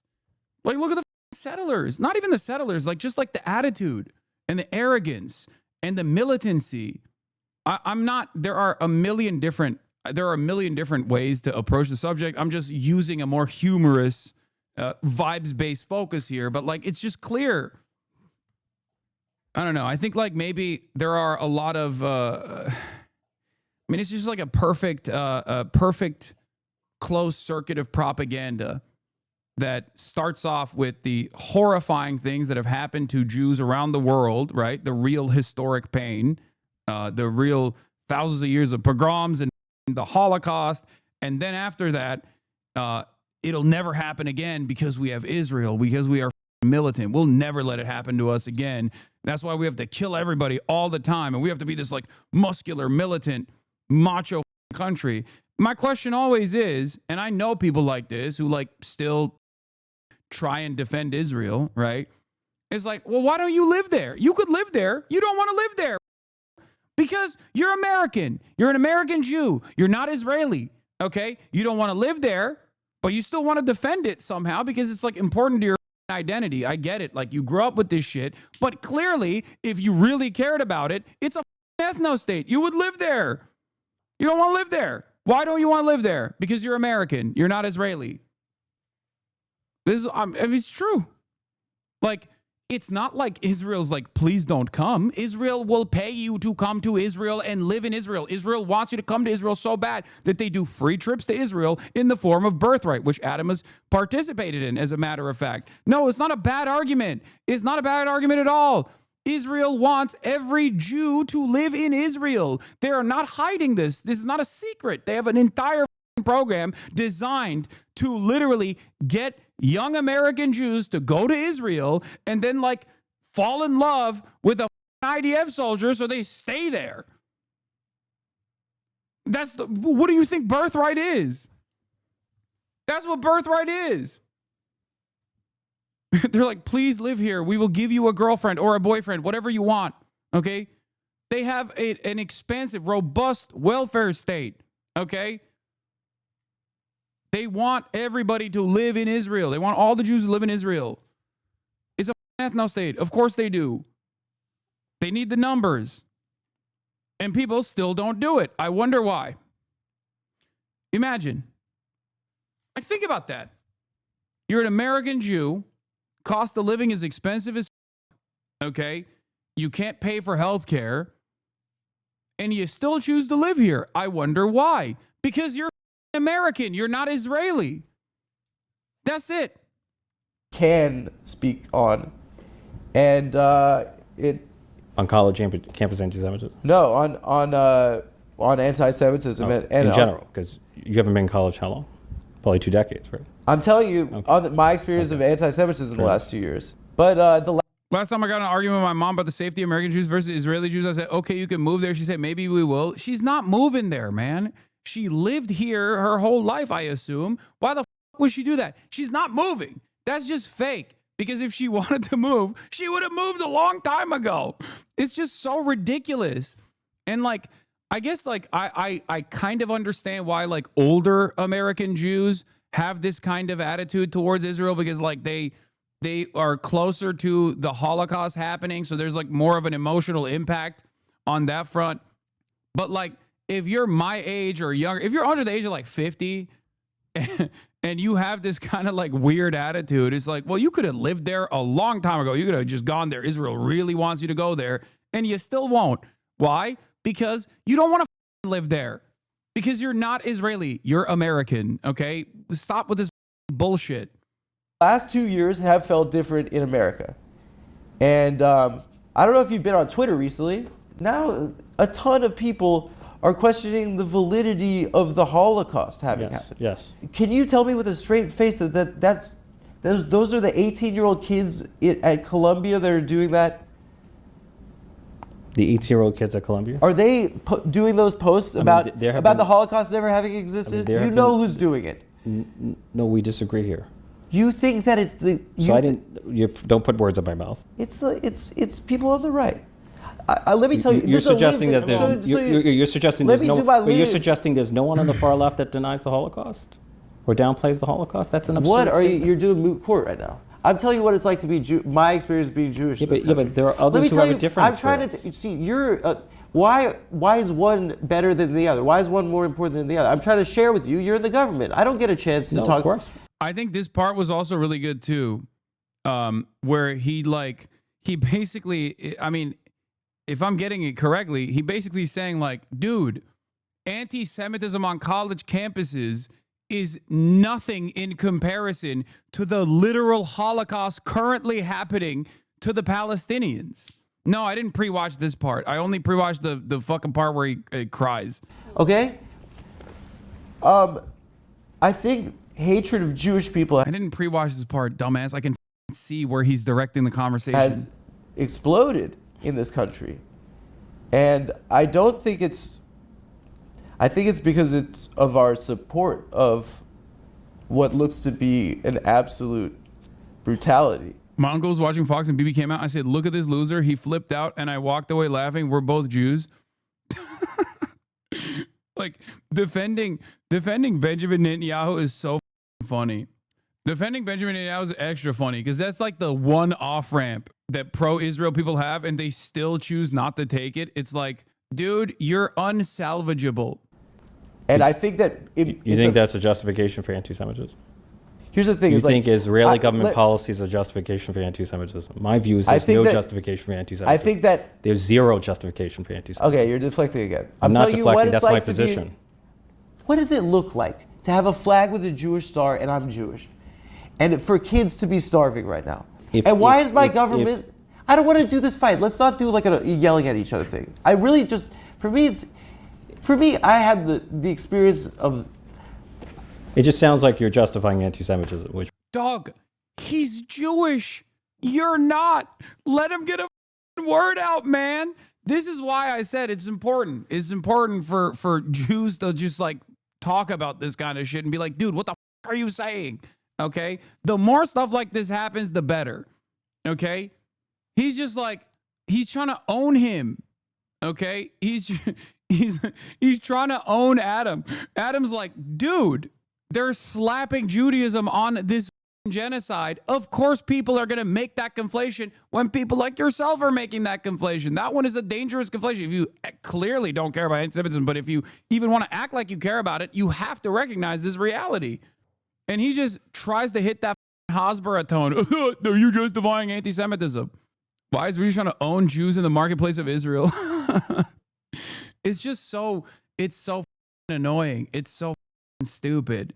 Like, and also, it's just like, how can people not see what this is? Like, this is just, you're literally, you are a liberal, okay? You're not supposed to be a conservative. And one of the things that like liberals are not supposed to do or are supposed to feel like a little scared to do is like speak over the bodies and spaces shit, right? But when it comes to anti-Semitism, if you're pro-Israel, you can do whatever the fuck you want. It's like you can be anti-Semitic to Jews and you can be like, listen here, Jew, I know what I'm talking about. What the fuck do you know about anti-Semitism? That's literally what Josh Hawley did to a liberal Zionist Jewish guy in Congress, in a congressional hearing. It was mind-boggling. Listen, Jew, a goy is speaking right now is crazy, but it works. It works. There are a lot of institutions that are tasked with like protecting Jews in air quotes or protecting against anti-Semitism in air quotes that simply only want to defend the nation state of Israel that never chirp about this shit at all. What the making me feel like... Are you crazy right now? Okay. Why would I do that? You're doing the I'm Hamas thing? I'm not saying it's you're not Hamas, a winner. but I'm not, I think there should be... We'll do a different tack. Israeli government policy should have no bearing on... If you have disagreements with the Israeli government, you should voice your criticism of the Israeli government. But also, if you do, I'm going to call you an anti-Semite. Okay, you're doing the conflation. And then going, doy, how do people conflate Jews and Israel? I don't understand. If you say anything about Israel, I will call you an anti-Semite. It doesn't even matter if you're Jewish yourself, and I'm not. I will call you an anti-Semite. Is awesome. Like, oh, I wonder how this happened. I wonder why Americans look at the situation and think, hey, I've seen a lot of people say, if you hate Israel, you hate Jews. And I really hate Israel. I don't really hate Jews, but you're telling me I hate Jews over and over again. Maybe I hate Jews. That's how it works. That's how it works. That's how you literally develop anti-Semitism, maximum amounts of anti-Semitism. Oh, it's so stupid. There's no justification for intimidation. It's literally all Jews must have dual loyalty, but woke, okay? It's the same, it's the other side of the same shitty coin. Nazis say this, and they're anti-Jew and anti-Israel, and then Jake Tapper says this, and he's pro-Jew and pro-Israel. What are people supposed to, what are people's takeaways supposed to be from this? There's like 8 total people in the grand scheme of things that are like both not anti-Jew, but anti-Israel. And everybody else is literally arriving at that conclusion. Of course, people are going to be anti-Semitic. Or harassment against American Jews. I'm telling you as a Jew right now that we are receiving a lot more hate because of what the people with the flag that has a Jewish star on are doing to other people right now. That might and I'm telling you, as a Jewish person, how painful it is for us to say, and it hurts my stomach to say this, and you're going to say, I disagree, that this is a genocide. And that hurts to say that a Jew could do that. It hurts because we grew up with learning about what hatred is. We grew up learning about this. So yeah, this is for people, for the uninitiated, they look at this and they go, who gives a f about Jewish feelings, right? And I think that's part of the problem here is that like your main criticism about Israel conducting a genocide should not be about how it makes Jews feel in comparison to their history. But what you have to understand here is that he's not speaking to every single person that's listening to this. He's speaking to others who are in the margins who have a similar background. Okay? That's it. He's talking from his own experience. He's also, I think, whether he realizes it or not, is actually using Ritchie Torres' philo-Semitism against him a little bit. So I think it's good. I think it's good to embolden and galvanize anti-Zionist Jews in this direction, or even Jews who are like in the margins, even if it's this far in, because we need those numbers. Okay, we need those numbers. We need those bodies. That's it. And the same year the state of Israel was established in 1948, the world this is the part that I saw the Holocaust, and they established standards for what a genocide is. It was the same year. And the world said that this shouldn't be a thing that happens, you know. And I just wonder, like, it doesn't make sense to me. I don't know. It doesn't track to me why there's this fixation with kids at a school and 2 examples of people at a restaurant that there was banging. 2 examples. I mean, there are surveys on it. Read the ADL surveys on it. Read the ADL surveys. He said it's crazy that in the immediate aftermath of the Holocaust, the Israeli nation state was developed through an ethnic cleansing campaign, and that violence has continued in perpetuity for 80 plus years. And his response to that, and that violence is nothing. The anti-Semitism allegations are nothing in comparison to the violence that Palestinians have experienced for 100 plus years, but certainly in the last 80 since the inception of the Israeli nation state. And this guy goes, read an ADL survey. Are you out of your mind? He's literally saying American feelings, okay, whether they're Jewish or not, is nothing in comparison to the real violence that is unfolding in Gaza. Okay? And this guy's response is, but the ADL surveys. Oh, wow. I can't believe that an Israeli government mouthpiece has conducted surveys that say that Jewish feelings are hurt because there are too many pro-Palestine people around them. Well, I guess we got to pack it up then. The Apartheid Defense League. Because it's hard for me to talk about this in public. Clearly, because you're being a dick. That's mean. No, I'm not being mean. I'm just clear it's an emotional topic. All right, I'll share with you what happened. I'm not. I lived there. I don't intend to be mean. So. Sir, I lived there. He's still trying to dunk on him, not realizing how this looks either, by the way, which is so crazy. It's so funny. Anyway, here's Adam's difficulty in talking about this is what every anti-Zionist Jew has felt for so long is painful to watch and have it all fall on such deaf ears. People using our history and persecution to enable genocide is the most thing I've lived through. I literally stopped observing Judaism. I'm reformed, so take that as you will, because of my rabbi's warmongering. Torres' shit-eating grin in the face of the least funny shit on earth is almost more than I could take apart. I'm so emotionally drained from just watching those 2 clips. Can't imagine how much I'd prepare to watch for the full thing. 18, yeah. And I grew up a Zionist. And we were told, and our whole community in this country is told, that we have to defend Israel and love Israel because it'll stop at the Holocaust. It will stop another Holocaust from happening. And my dad was born in 1951. That was 6 years after these atrocities. His friends' parents, he knew these people that had been through this hell, these skeletons. And it terrified us. And the understanding in our community is that we have to defend Israel.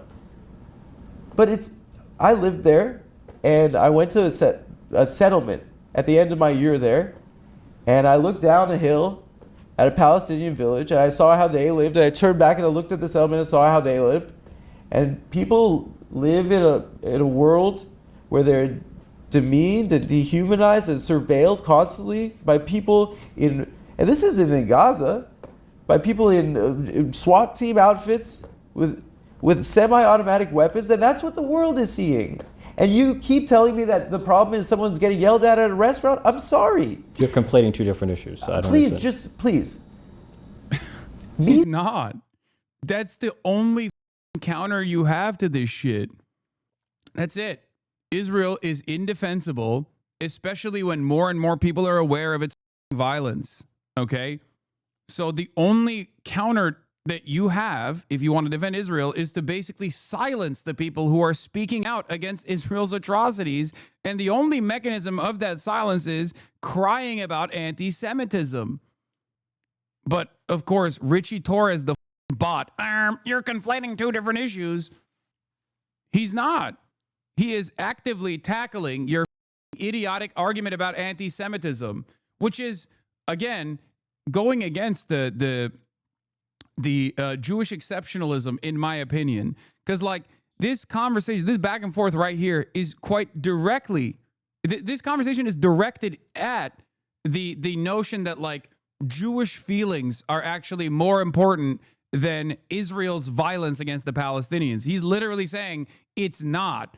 He's also saying it's not real, like you're making up a lot of the anti-Semitism, but, like, it's also completely irrelevant. Okay? And he's right. He's right.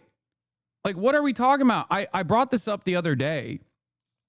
And, of course, Bad Empanada got mad at me for saying this because he's insane. But, like, the entire point of why I actively speak out against anti-Semitism and bigotries of all other forms, you know, is because the final point that you arrive at after that dehumanization sets towards any marginalized group, historically marginalized group. That's what I mean when I'm talking about Jews. I'm not talking about Jews in contemporary American society where they're not facing systemic forms of discrimination in the same way that, like, other bigotries still absolutely exist and persist. Okay. But historically, it leads to the Holocaust, right? It leads to pogroms for Jews in particular. Historically, anti-blackness leads to the Tulsa massacre. Anti-blackness still very much persists, and you see it in the systemic forms of violence, right? That's the reason why you're supposed to be against these sorts of bigotries, so it doesn't get to that point. So while there is a glaringly obvious systematic bias against all Arabs, all Palestinians, and all Muslims in the form of, like, unrelenting Islamophobia that normalizes and justifies Israel's literal Holocaust happening, you can't sit there and talk about Jewish feelings. You can't sit there and be like, well, you know, people yelled at a bunch of people who were protesting and saying they love Israel and they want more baby murder to happen. It is no different. It is no different than white nationalists saying, I'm a white identitarian and you are actively coming after me for demonstrating the importance of defending the white purity. That's it.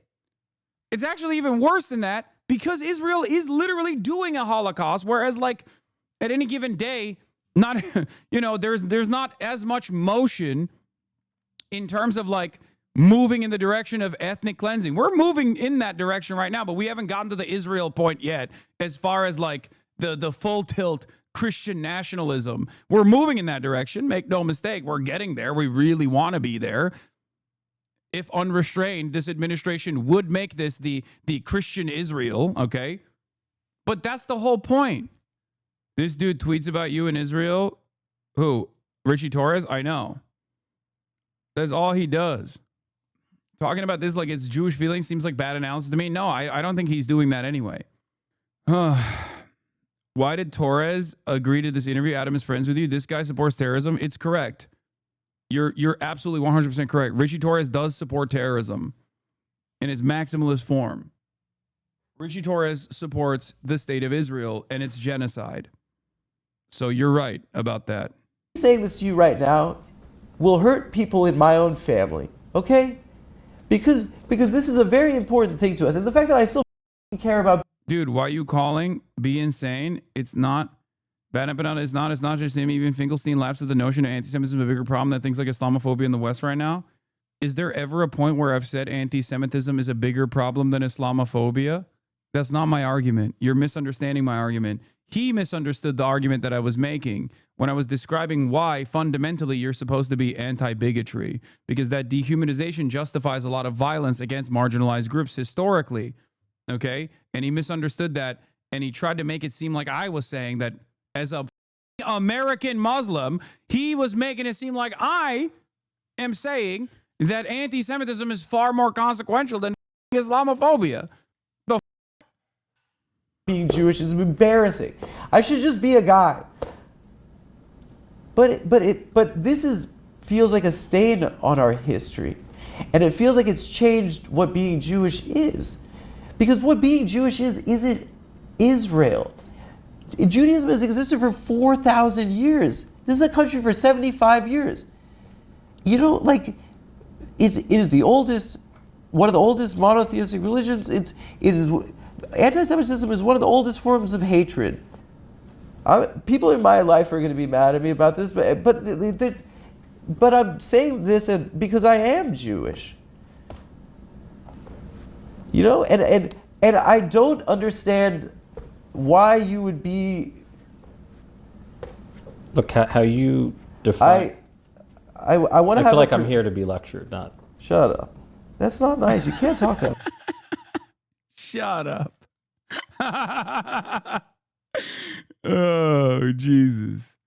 Look, as much as I would have loved for Adam to just like blister Ritchie Torres, I will say that this is productive in a different way. And this actually ends up launching him to orbit in a very effective way as well, because he propped him up. He propped Ritchie Torres up as a human, or tried to like find the humanity within him, failed to do so because he's a bot. And now he's vulnerable, and Ritchie Torres is still behaving like a bot. Like, he's over here crying because, like, you know, me talking about this is deep, it's emotional, it's painful. My family's going to get really butthurt about it, really upset. And that's probably why it's like annoying for some people who say, oh, you're centering Jewish feelings in this. But like, no, he's just himself. He's being himself. He's not like, he's a comedian. And as a comedian, he's talking about some very unfunny shit right now. And he's getting vulnerable and he's getting emotional. And Ritchie Torres still is just like, you're giving me a lecture. He is such a goddamn robot, dude. It is crazy. What? Why are one set of Jews but more important than others? No one's saying any. What happened? You went to the beach in Israel? What? You went to a restaurant or something? Yeah. A nice restaurant? No. Like, listen. Never been to the Tel Aviv Pride Parade. So this is the year 2025. Yeah. The world is seeing something that looks terrible, and it's being done in my name, and I don't know what to do. But the war began on October 7th. No, it didn't. Yes, it did. You're when Hamas systematically murdered and made, and you want. Okay. Look, we're going down a rabbit hole. We fundamentally disagree. No. But Hamas murdered and maimed and mutilated and abducted and tortured thousands of people. That's not television. That's a fact. That's reality. You can deny it. You can.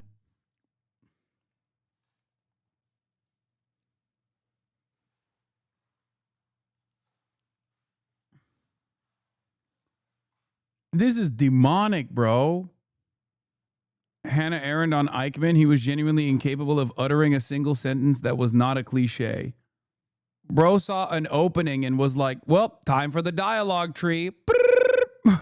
Hamas, October 7, Hamas, rape, decapitated babies, decapitated children, decapitated babies in ovens. Hamas-backed Palestinian health ministry, Hamas-backed Gazan health ministry. Kidnapped from a tank, kidnapped from a tank, kidnapped from a tank. Like, god damn, bro. Holy this shit used to hit so hard, too. It was like, this shit used to hit so hard, like in early October 2023. Obviously, 22 months in, everyone looks at you and you're like, and goes, "What the are you saying, bro? There has been 1,000+ October 7s, more than 1,000+ October 7s. Shut the up. You clearly don't care. You clearly don't care. You can't say October 7 after Israel's done 1,000,000 October 7s.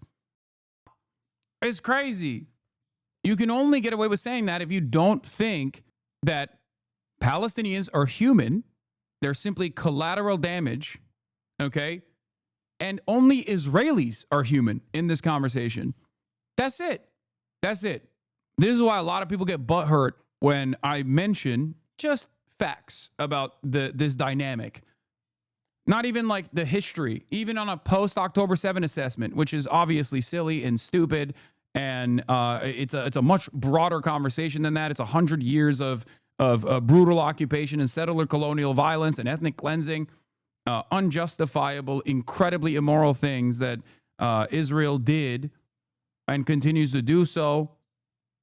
But even post-October 7, whenever I say like between Hamas and Israel, there is no comparison, none whatsoever.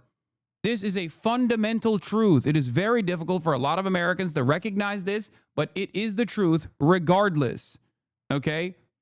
It is a fundamental truth that a military unit, okay, a militancy comprised of victims of Israel's violence after hundreds of years of military occupation, 100 years of military occupation and brutal conquest that conducted in retaliation to the trauma that they withstood a brutal military campaign that had a litany of war crimes in the process and tragedies that unfolded in the process are not even comparable to what the nuclear armed nation of Israel is doing after 100 years of death, destruction, and complete brutal military occupation. Is not even remotely comparable. Hamas is better than Israel and better than the Israeli occupying force by every metric, by every standard. It's not even a comparison. And people get really mad when you say this because it's true. It's true. Even people who are pro-Palestine, like honest to God, they see it in their hearts. They recognize it. They're pro-Palestine. They see the violence. They see the genocide that's going on. They shudder when they hear this. They go, how dare you say this? How can you say this? Remember October 7? That's when you have to talk about the history. What the are Palestinians supposed to do? What were they supposed to do? What was the expected outcome of 80 years of military occupation? And before that, settler colonial violence. What were Palestinians eventually supposed to do when they run out of options? They can't contend with that reality after so much programming that like dictated their lives, their adolescence, their most formative years, their most malleable years when they just saw Muslims on television getting slaughtered and thought those guys are all scary. They hate us because they ain't us. They're barbaric. They're ruthless. They're brutal. That's it. But it's not working. I will say, however, like I've maintained over and over again, the hardest hurdle to clear here is the but Hamas counter. What is this? Turtle Merc. I wish I had realized my wrongs much earlier in life, but I grew up believing the United States was a force for peace and security. It wasn't until I deployed to Afghanistan that I realized just how wrong everything I was taught was wrong. I'm sorry that I had to even learn this, but they were normal people trying to just live. I remember passing out water and watching little boys fight over bottles of water. I wanted to cry. I've never had to fight for water. Yeah, this is why I'm also a lot more open-minded and a lot kinder to people who actually reflect on their past service, reflect on their past actions, and actually become an important voice in anti-imperialism. And this is why I'm also very understanding and think it's very valuable for American Jews that grew up Zionist to become open anti-Zionist voices, because they are far more capable of converting other young Jews, especially.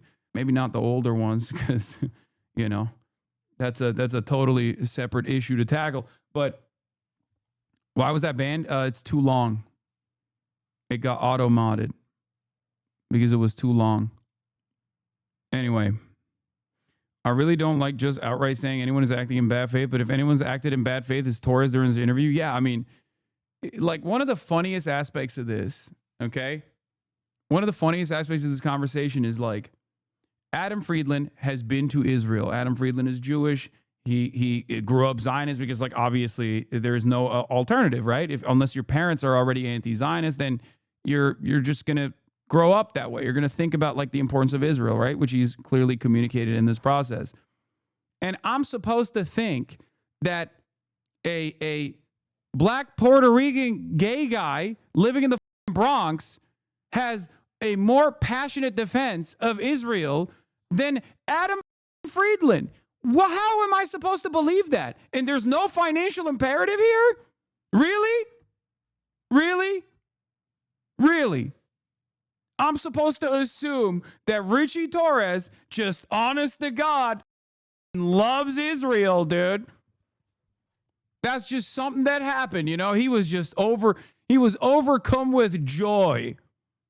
Yeah, he's reading ADL surveys. He just really cares about this. The $1.495 million that he received from AIPAC has nothing to do with it. How dare you?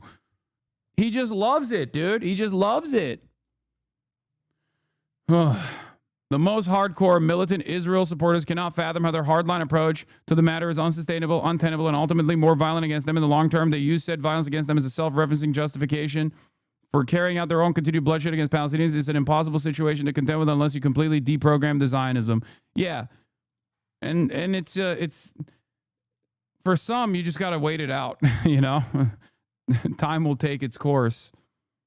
But there are plenty of young people that have recognized this reality and are getting deprogrammed in real time. And I think that's part of the reason why the ADL put the crosshairs on me early on. And that is because I'm not anti-Semitic. My anger and resentment towards Israel is a uncompromising disgust with the concept of fascism to begin with. Okay? It doesn't matter if the in-group is Jewish or Christian. It's just like I'm anti-fascist. And a lot of Americans are taught that fascism is bad and wrong. You know? That's it. Thank God. Not Downplay denying it, October 7th. well, you seem to be You're doing the I'm trivializing pro it, so- October 7th. You're doing I'm pro Hamas. I never said you were pro-Hamas. You're putting words in my mouth.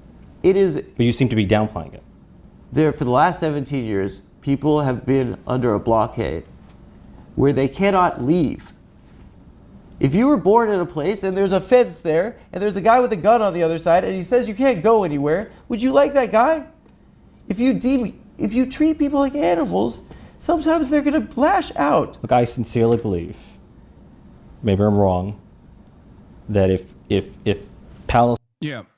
I sincerely believe that Palestinians should just take it. 100 years, they should just take it. Why won't they just take it quietly? It makes my situation much harder to defend.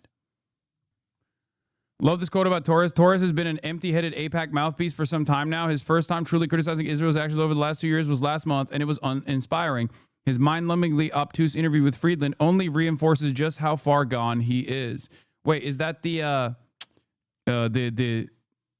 Gawker affiliate article from Jake Rom, I think? I have that on the docket. It's from the Defector, I think. Don't worry, we'll look at that. Palestinians were governed not by a terrorist organization like Hamas in Gaza, but by a regime that was able and willing to make peace with Israel, the situation would be fundamentally different. Would you ever have Rashid Khalidi on the broadcast? I'd be honored to have him on the broadcast. That'd be sick. The preconditions for this happening are undeniably something that the Israeli government was fully aware of. Why would Bibi Netanyahu... Okay, here's the question. Do you think October 7th was justified? No. Okay, I'm happy you said that. Are you listening to what I'm saying right I now? am listening to what you're saying. Why would the Israeli government, Hamas wants to eradicate the Jewish people and the Jewish state? Is that right? That's what Hamas has said, yeah. Okay, then why would they directly give Hamas money, literally bags of cash in suitcases through the Qataris? Nearly, I think over $1 billion. I wish Noah was in the room for this. All right, well, let's continue. Dollars in cash. That's During this last 17 years. That's a fair point. It's a great question. If one of those kids at Columbia wrote a $5 check to Hamas, you'd say send them to Gitmo for being a terrorist. It's a fair point. Does that make Benjamin Netanyahu a terrorist? He's supporting terror. The United States, it seems to me, the United States and Israel could have shut off the spigot and did not do so. I don't know why, but that was a failure. There's no question. I think that what I see is the reason why our government provides $25 billion to something. By the way, American government could have shut off the money spigot is so funny. Dog, you literally have actively defended the American government continuing the money spigot. Why are you acting as though you are just some random onlooker whose opinion on the matter is very public? The only reason why we even know who the Ritchie Torres is, by the way, is because of his relentless advocacy for the Israeli apartheid regime. He's talking about Hamas. No, the money spigot to Hamas. Wait, did I misunderstand? I think that did not do so. I don't know why, but the the United States could have shut off the money spigot to Hamas. States and Israel could have shut off the spigot and did not do so. I don't know why. I misunderstood it. My bad. But that was a failure. There's no question. I think that what I see is the reason why our government provides $25 billion to something that looks this horrific to people. I think is the same reason. I think it makes it look like the Jews control the government, but really what it is the more boring answer. It's the reason why the government and you guys don't get shit done. It's the reason why Sandy Hook could happen. You guys can't do gun reform. It's because why can't we do gun reform? Because special interest groups can buy influence in our government. Well, which political party is against gun reform? The NRA has a power. It's the Republican Party. We allow our government to be flooded with cash and money, and what's scary to me is that it looks that people are. The reason Bibi paid Hamas is because he thought he could bribe them to stay quiet, and ultimately Hamas proved actually interested in fighting what they perceived as the Palestinian national interest. Without Palestinian self-determination, there would be no end to violence. Yes, Benjamin Netanyahu's reasons for funding Hamas is very clear. Okay, one, Hamas in and of itself is a more hardliner and is presented as an Islamist group. Okay, and therefore it's much harder for Hamas to actually gain allegiances or communicate their own plight and garner sympathy in the Western world. Okay, that's number one. Number two, because they were more willing to engage in Israel militarily by like lobbing bathtub rockets over the Gaza envelope and shit, was a perfect opportunity for Israel to go in and do sieges as they've done time and time again. The reason why this is important, the reason why they propped up Hamas is because, God forbid, they had a secular or socialist, Western-facing, Western-focused group like they did in the past with both the PLO and all of the other groups that were, all of the other forms of militancy that developed, like the PFLP, DFLP, that were comprised of like Christian Palestinians and socialists and whatnot, was that those guys wrote to the Western world with regular frequency, and they were murdered for it, okay? Ghassan Kanafani is a great example of this, Palestinian Christian, leader of the PFLP. They were Marxist, Leninists, and they were murdered for it. He never held a weapon in his life. He just got killed he got slaughtered alongside his family members by the Israeli state because they thought they miscalculated. Like Israel miscalculated that as long as the one group that is actually invested in the defense of Palestinians is Hamas, they can just keep saying these are Muslim terrorists. We can kill them. We can kill them dead. And it worked for a very long time. Okay. The other reason why they did this, by the way, and one of the major reasons also is to politically split the West Bank and Gaza to warring factions with one another. You have the Palestinians, the Palestinian face of Israeli dominance in the form of the Palestinian Authority in the West Bank, deeply unpopular, and you have Hamas in Gaza. Okay, so you divide the Palestinian population through two different points of governance. So then you render the one singular contiguous state for Palestinians impossible to happen. And last but not least, as that chatter also correctly pointed to, are you ever going to press play? Don't you think this is more important for me to give you a history lesson in the process of like talking about funding Hamas? This is why you're watching it with me instead of watching it on your own. Okay? Shut the fuck up. The other reason why they did this is because they thought Hamas was as selfish and as self-interested and only wanted to just like be in power and dominate the Palestinians. Like they believe their own propaganda. Okay? They thought, oh, these guys are corrupt just like we are. We just give them money and they'll, brutalize the Palestinians every now and then. They'll lob a couple missiles that our Tamir interceptors will intercept. It's not a big deal. And then we use that as a just cause to go in and invade the Gaza Strip and kill a bunch of Palestinians. And, we control how tall the flames go. Okay. But it turns out Hamas had different opinions.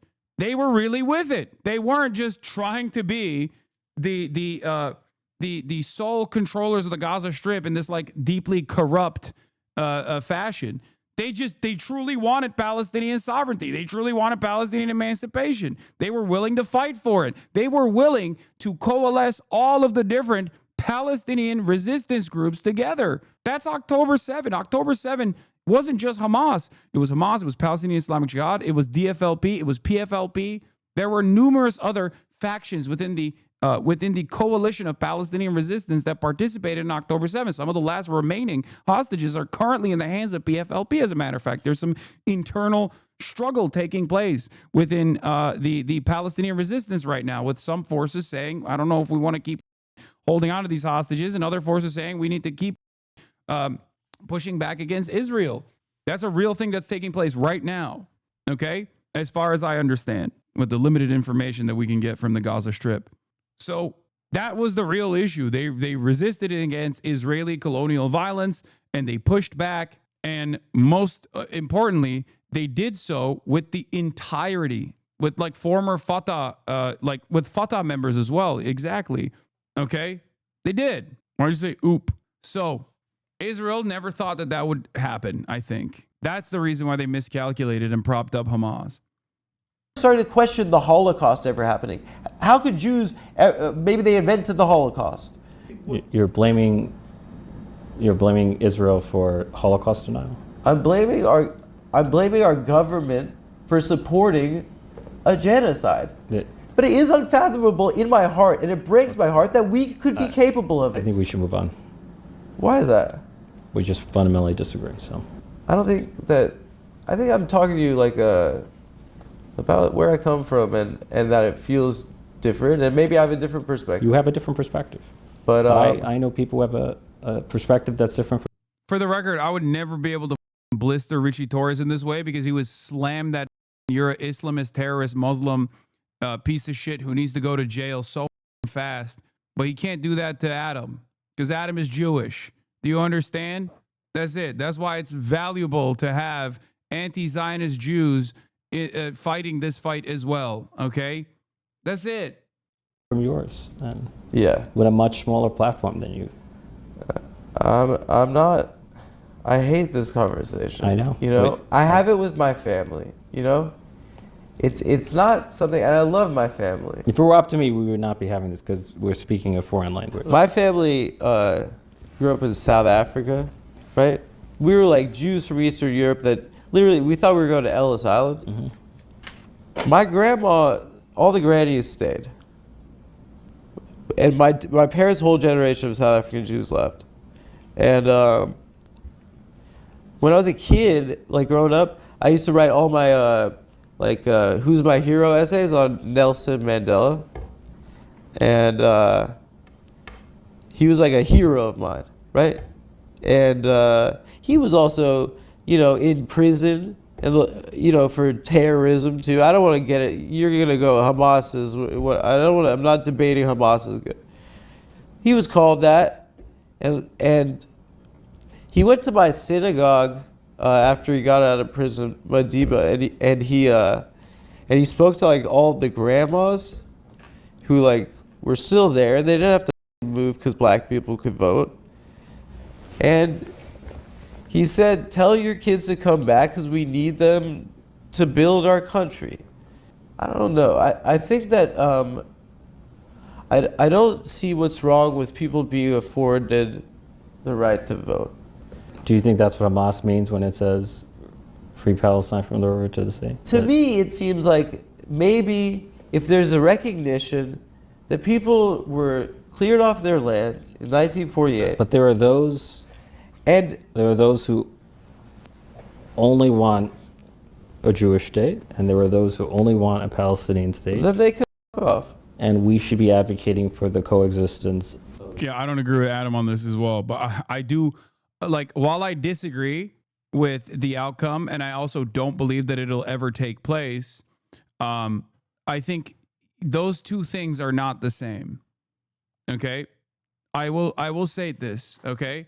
While I am not a believer in... No, Adam is a one-stater, chatter.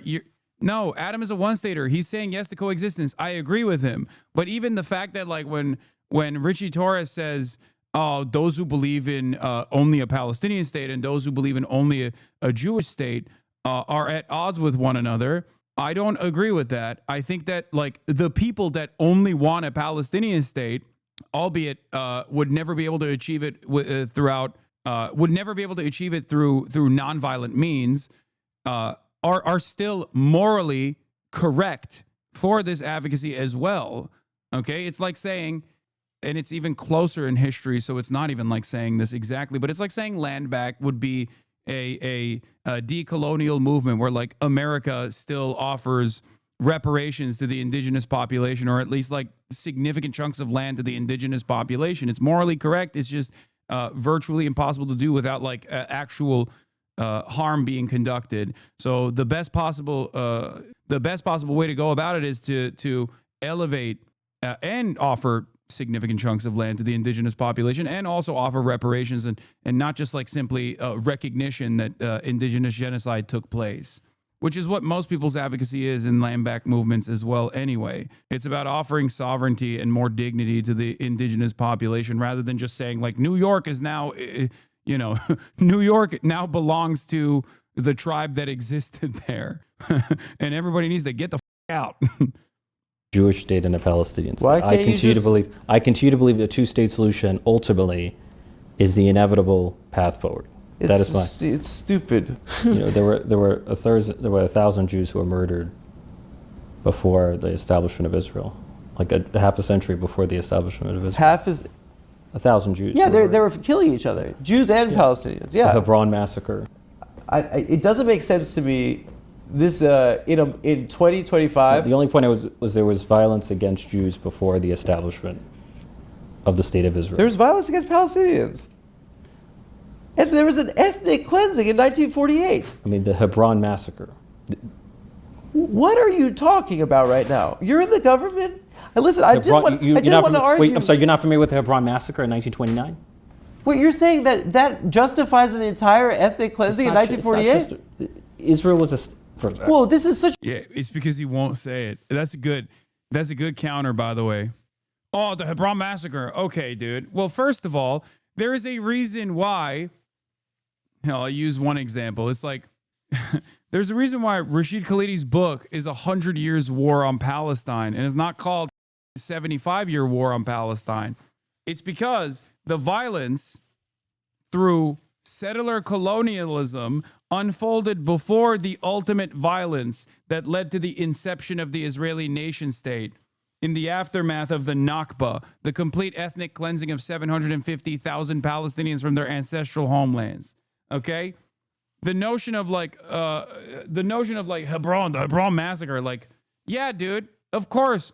Turns out the Palestinians that were literally living in Palestine that were very angry about the Jewish settler colonialism that was taking place at the behest of the British Empire, they were right.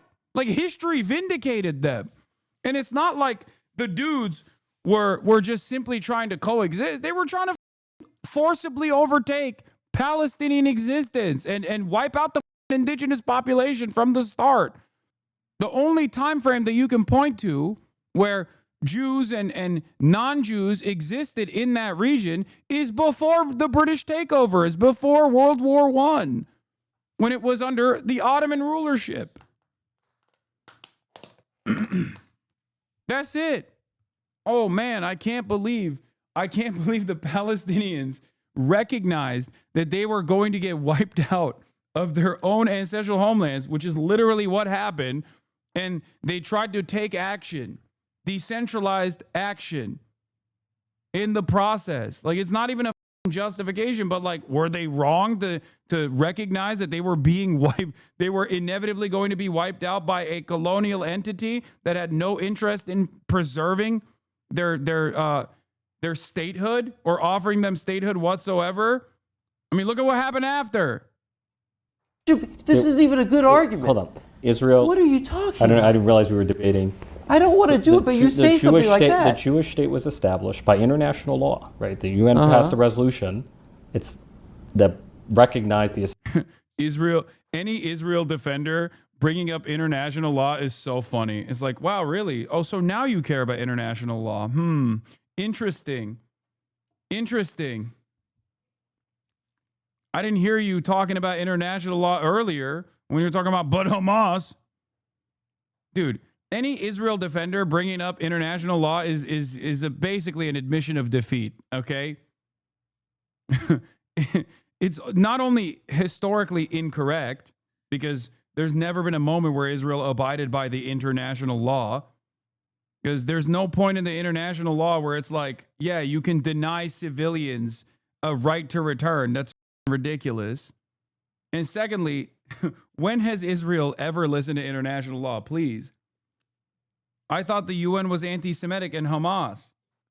Now you're saying the UN is an upholder of international law and good. The UN established Israel. It's good now. It's good again. Yeah. I thought it was the most anti-Semitic institution out there. It was an instrument of Hamas. Thank God international law is good again. You don't understand. Hamas put tunnels under the UN. Yeah. No, I do understand it. For sure. Establishment of a Jewish state, and there were a number of Arab countries, including Egypt, that declared war on Israel. Yes. It was the War of Independence. The Palestinians and Israel won the war. The Palestinians didn't declare war on them. There were just people that were living there, and they were kicked off their land. By the way, there were 800,000 Jews that were ethnically cleansed from the Arab world. Do you know what? There were Jews. You know how many Jews there are not in the by Arab the world? Palestinians. Almost none. I'm not talking about the I'm talking about the broader Arab world. So why do the Palestinians have to bear the responsibility of the Algerians kicking the Jews out? You can relitigate. Why do the Palestinians bear the responsibility of Egypt invading in 1948? Israel's been a state for 77 years. Bro, it's so depressing what you're saying right now. You're proposing to undo an established state? No. I know people that live there. I have family that live there. I don't think that they should leave. What are you proposing? I'm proposing a democracy. I'm proposing an extensive demographic study of what was taken and what was lost, extensive reparations for what that was taken, and a truth and reconciliation process where we can end this shit. What we're seeing right now is that members of the Israeli government are talking about clearing that shit out. And Trump, our president, is talking about putting a jet ski museum there. And that's the reality right now. That is the far right, yes. It's that's the a far view that right? I reject. So. What the far right? I'm talking about the government and the generals that are in charge of Israel. The Ben-Gavirs, the Smoltrishes of the world, that's a view that I reject. They're the cabinet. Yes, and I reject them. That's what Hamas is saying they want to do to Israel. I'm sorry? I mean, Hamas murdered thousands of people, so there's no... So what does that mean? That Hamas is a terrorist organization for murdering innocent children and civilians. how many civilians have been killed in this war? The war is a tragedy, but 90% of them have been. But The war is a tragedy, but October 7 is the worst thing that's ever happened. Hasbara bot, dude. 90% of them have been civilians. They've killed journalists. They've killed journalists. People have been killed in a war. It's been a tragedy. They've killed people waiting for aid. But you're suggesting that it is the policy of the Israeli government to murder civilians, and that is a notion that I reject. And you can reject it. It's just objective reality, dumbass. You gotta listen, man. You gotta be like a human being about this. People who are dying in the war, which to me is a tragedy, because war is a tragedy. Do you feel in your heart that this is what you're doing? What you're saying is right? If you remove Hamas, you don't actually think that. I told you what I believe. Don't tell me what I believe. I've told you what I believe. Why would you believe that? Because there are people who see the world differently. I know it's a shock to you, but there are people who see the world differently. But why? I know that's a shock to you. It seems a little bit like the humanitarian crisis has deteriorated rapidly. I don't want to be disrespectful like this. You've been at various points. In what capacity? You've just been hostile. So. In what capacity? It's fine. Don't worry. It's just been a gotcha interview. I think that. Oh, now he's getting condescending. Oh, this has been a gotcha interview. I know people have differences in opinion. I know it's a shock to you. Just call him a woke libtard, dude. Why don't you? It's crazy because, it spirals completely out of control. And the reason why it spirals completely out of control is because, I think Ritchie Torres at this point is, aware that he's coming off like a total bot. My conscience is clear, especially as someone that's lived there and seen it and loved people that live there. And this sucks. I really didn't want to do this. And I think that you saw it as gotcha. Well, this is what people are talking about right now. I get it. Well, not in the South Bronx. People are not talking about Israel. People are talking about how to put food on the table and pay the bills. Maybe in your world, that's what people are talking about. But in my world, people are struggling. So yeah. Then why, if people are struggling in your world, are you paying $25 billion? We have a Also, why is it that you only bring up how your district is struggling to pay their bills when it's a way to stop talking about Israel? Because you talk about Israel more than anybody else. If your district doesn't give a about Israel, why the do you constantly talk about Israel, you bitch?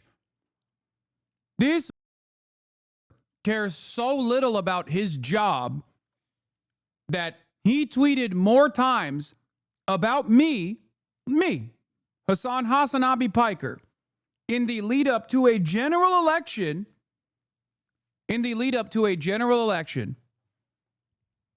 He tweeted more times about me and how anti-Semitic I am because of my criticisms of Israel than his own district in the lead up to the general election. How insane is that? How much of a Israel attack dog do you have to be that you got clips from a now outed pedophiles cult that were completely clipped out of context that you used and you slammed into a congressional letterhead statement that you made with a demand to deplatform one of the only large progressive voices in the lead up to the general election. That's what he was predisposed with. I am at most an irrelevant figure that should never be in your radar, dude. Think about that.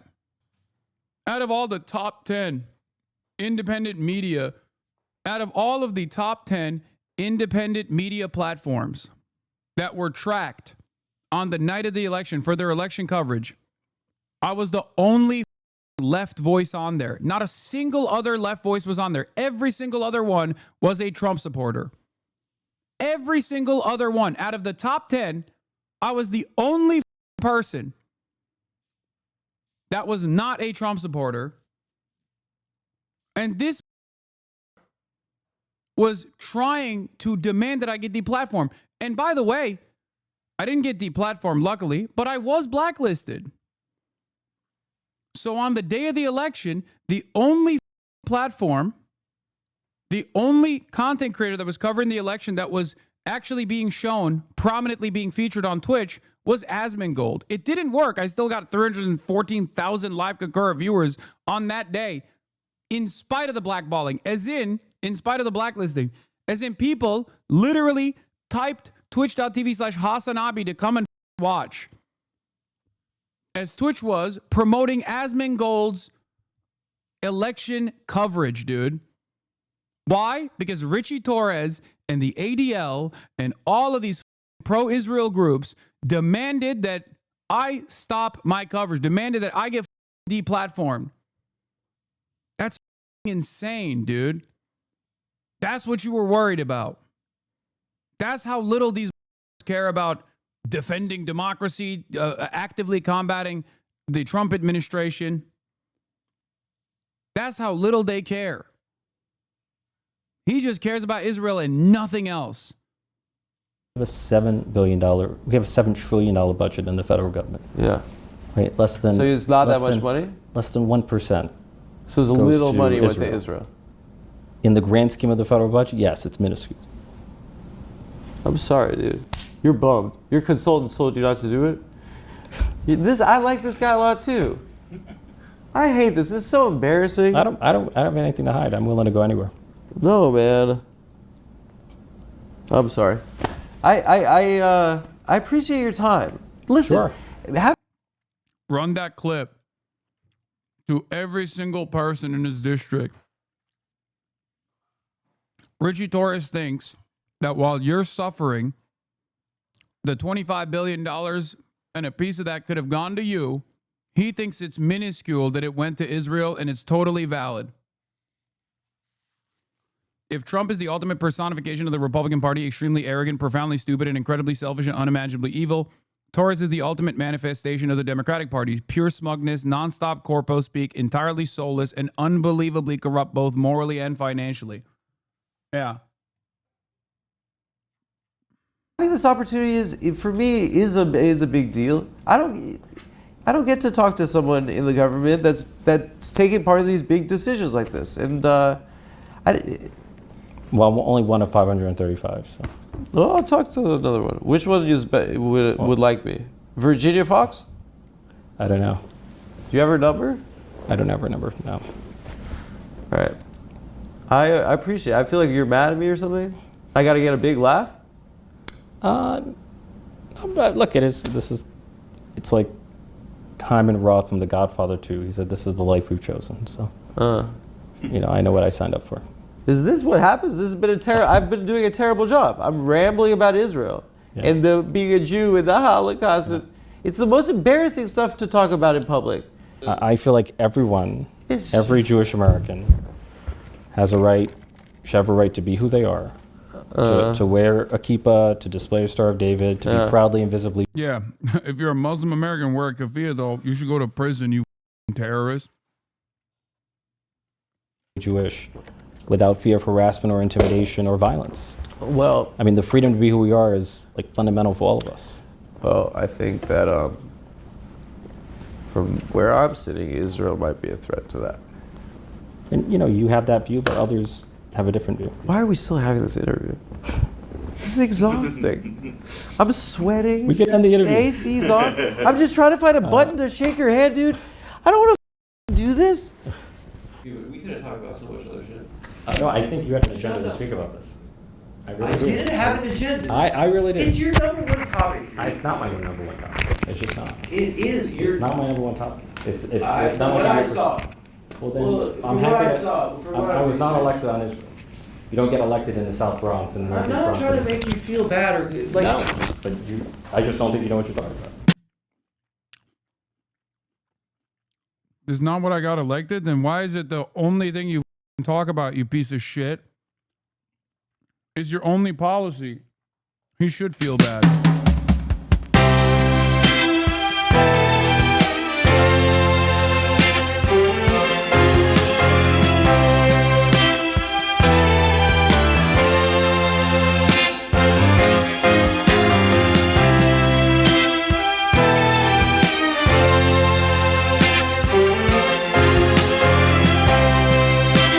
it's cool that it's cool that now that there is like a motion in the independent media space that we finally get to see at least a crumb of pushback against politicians that make them look horrible.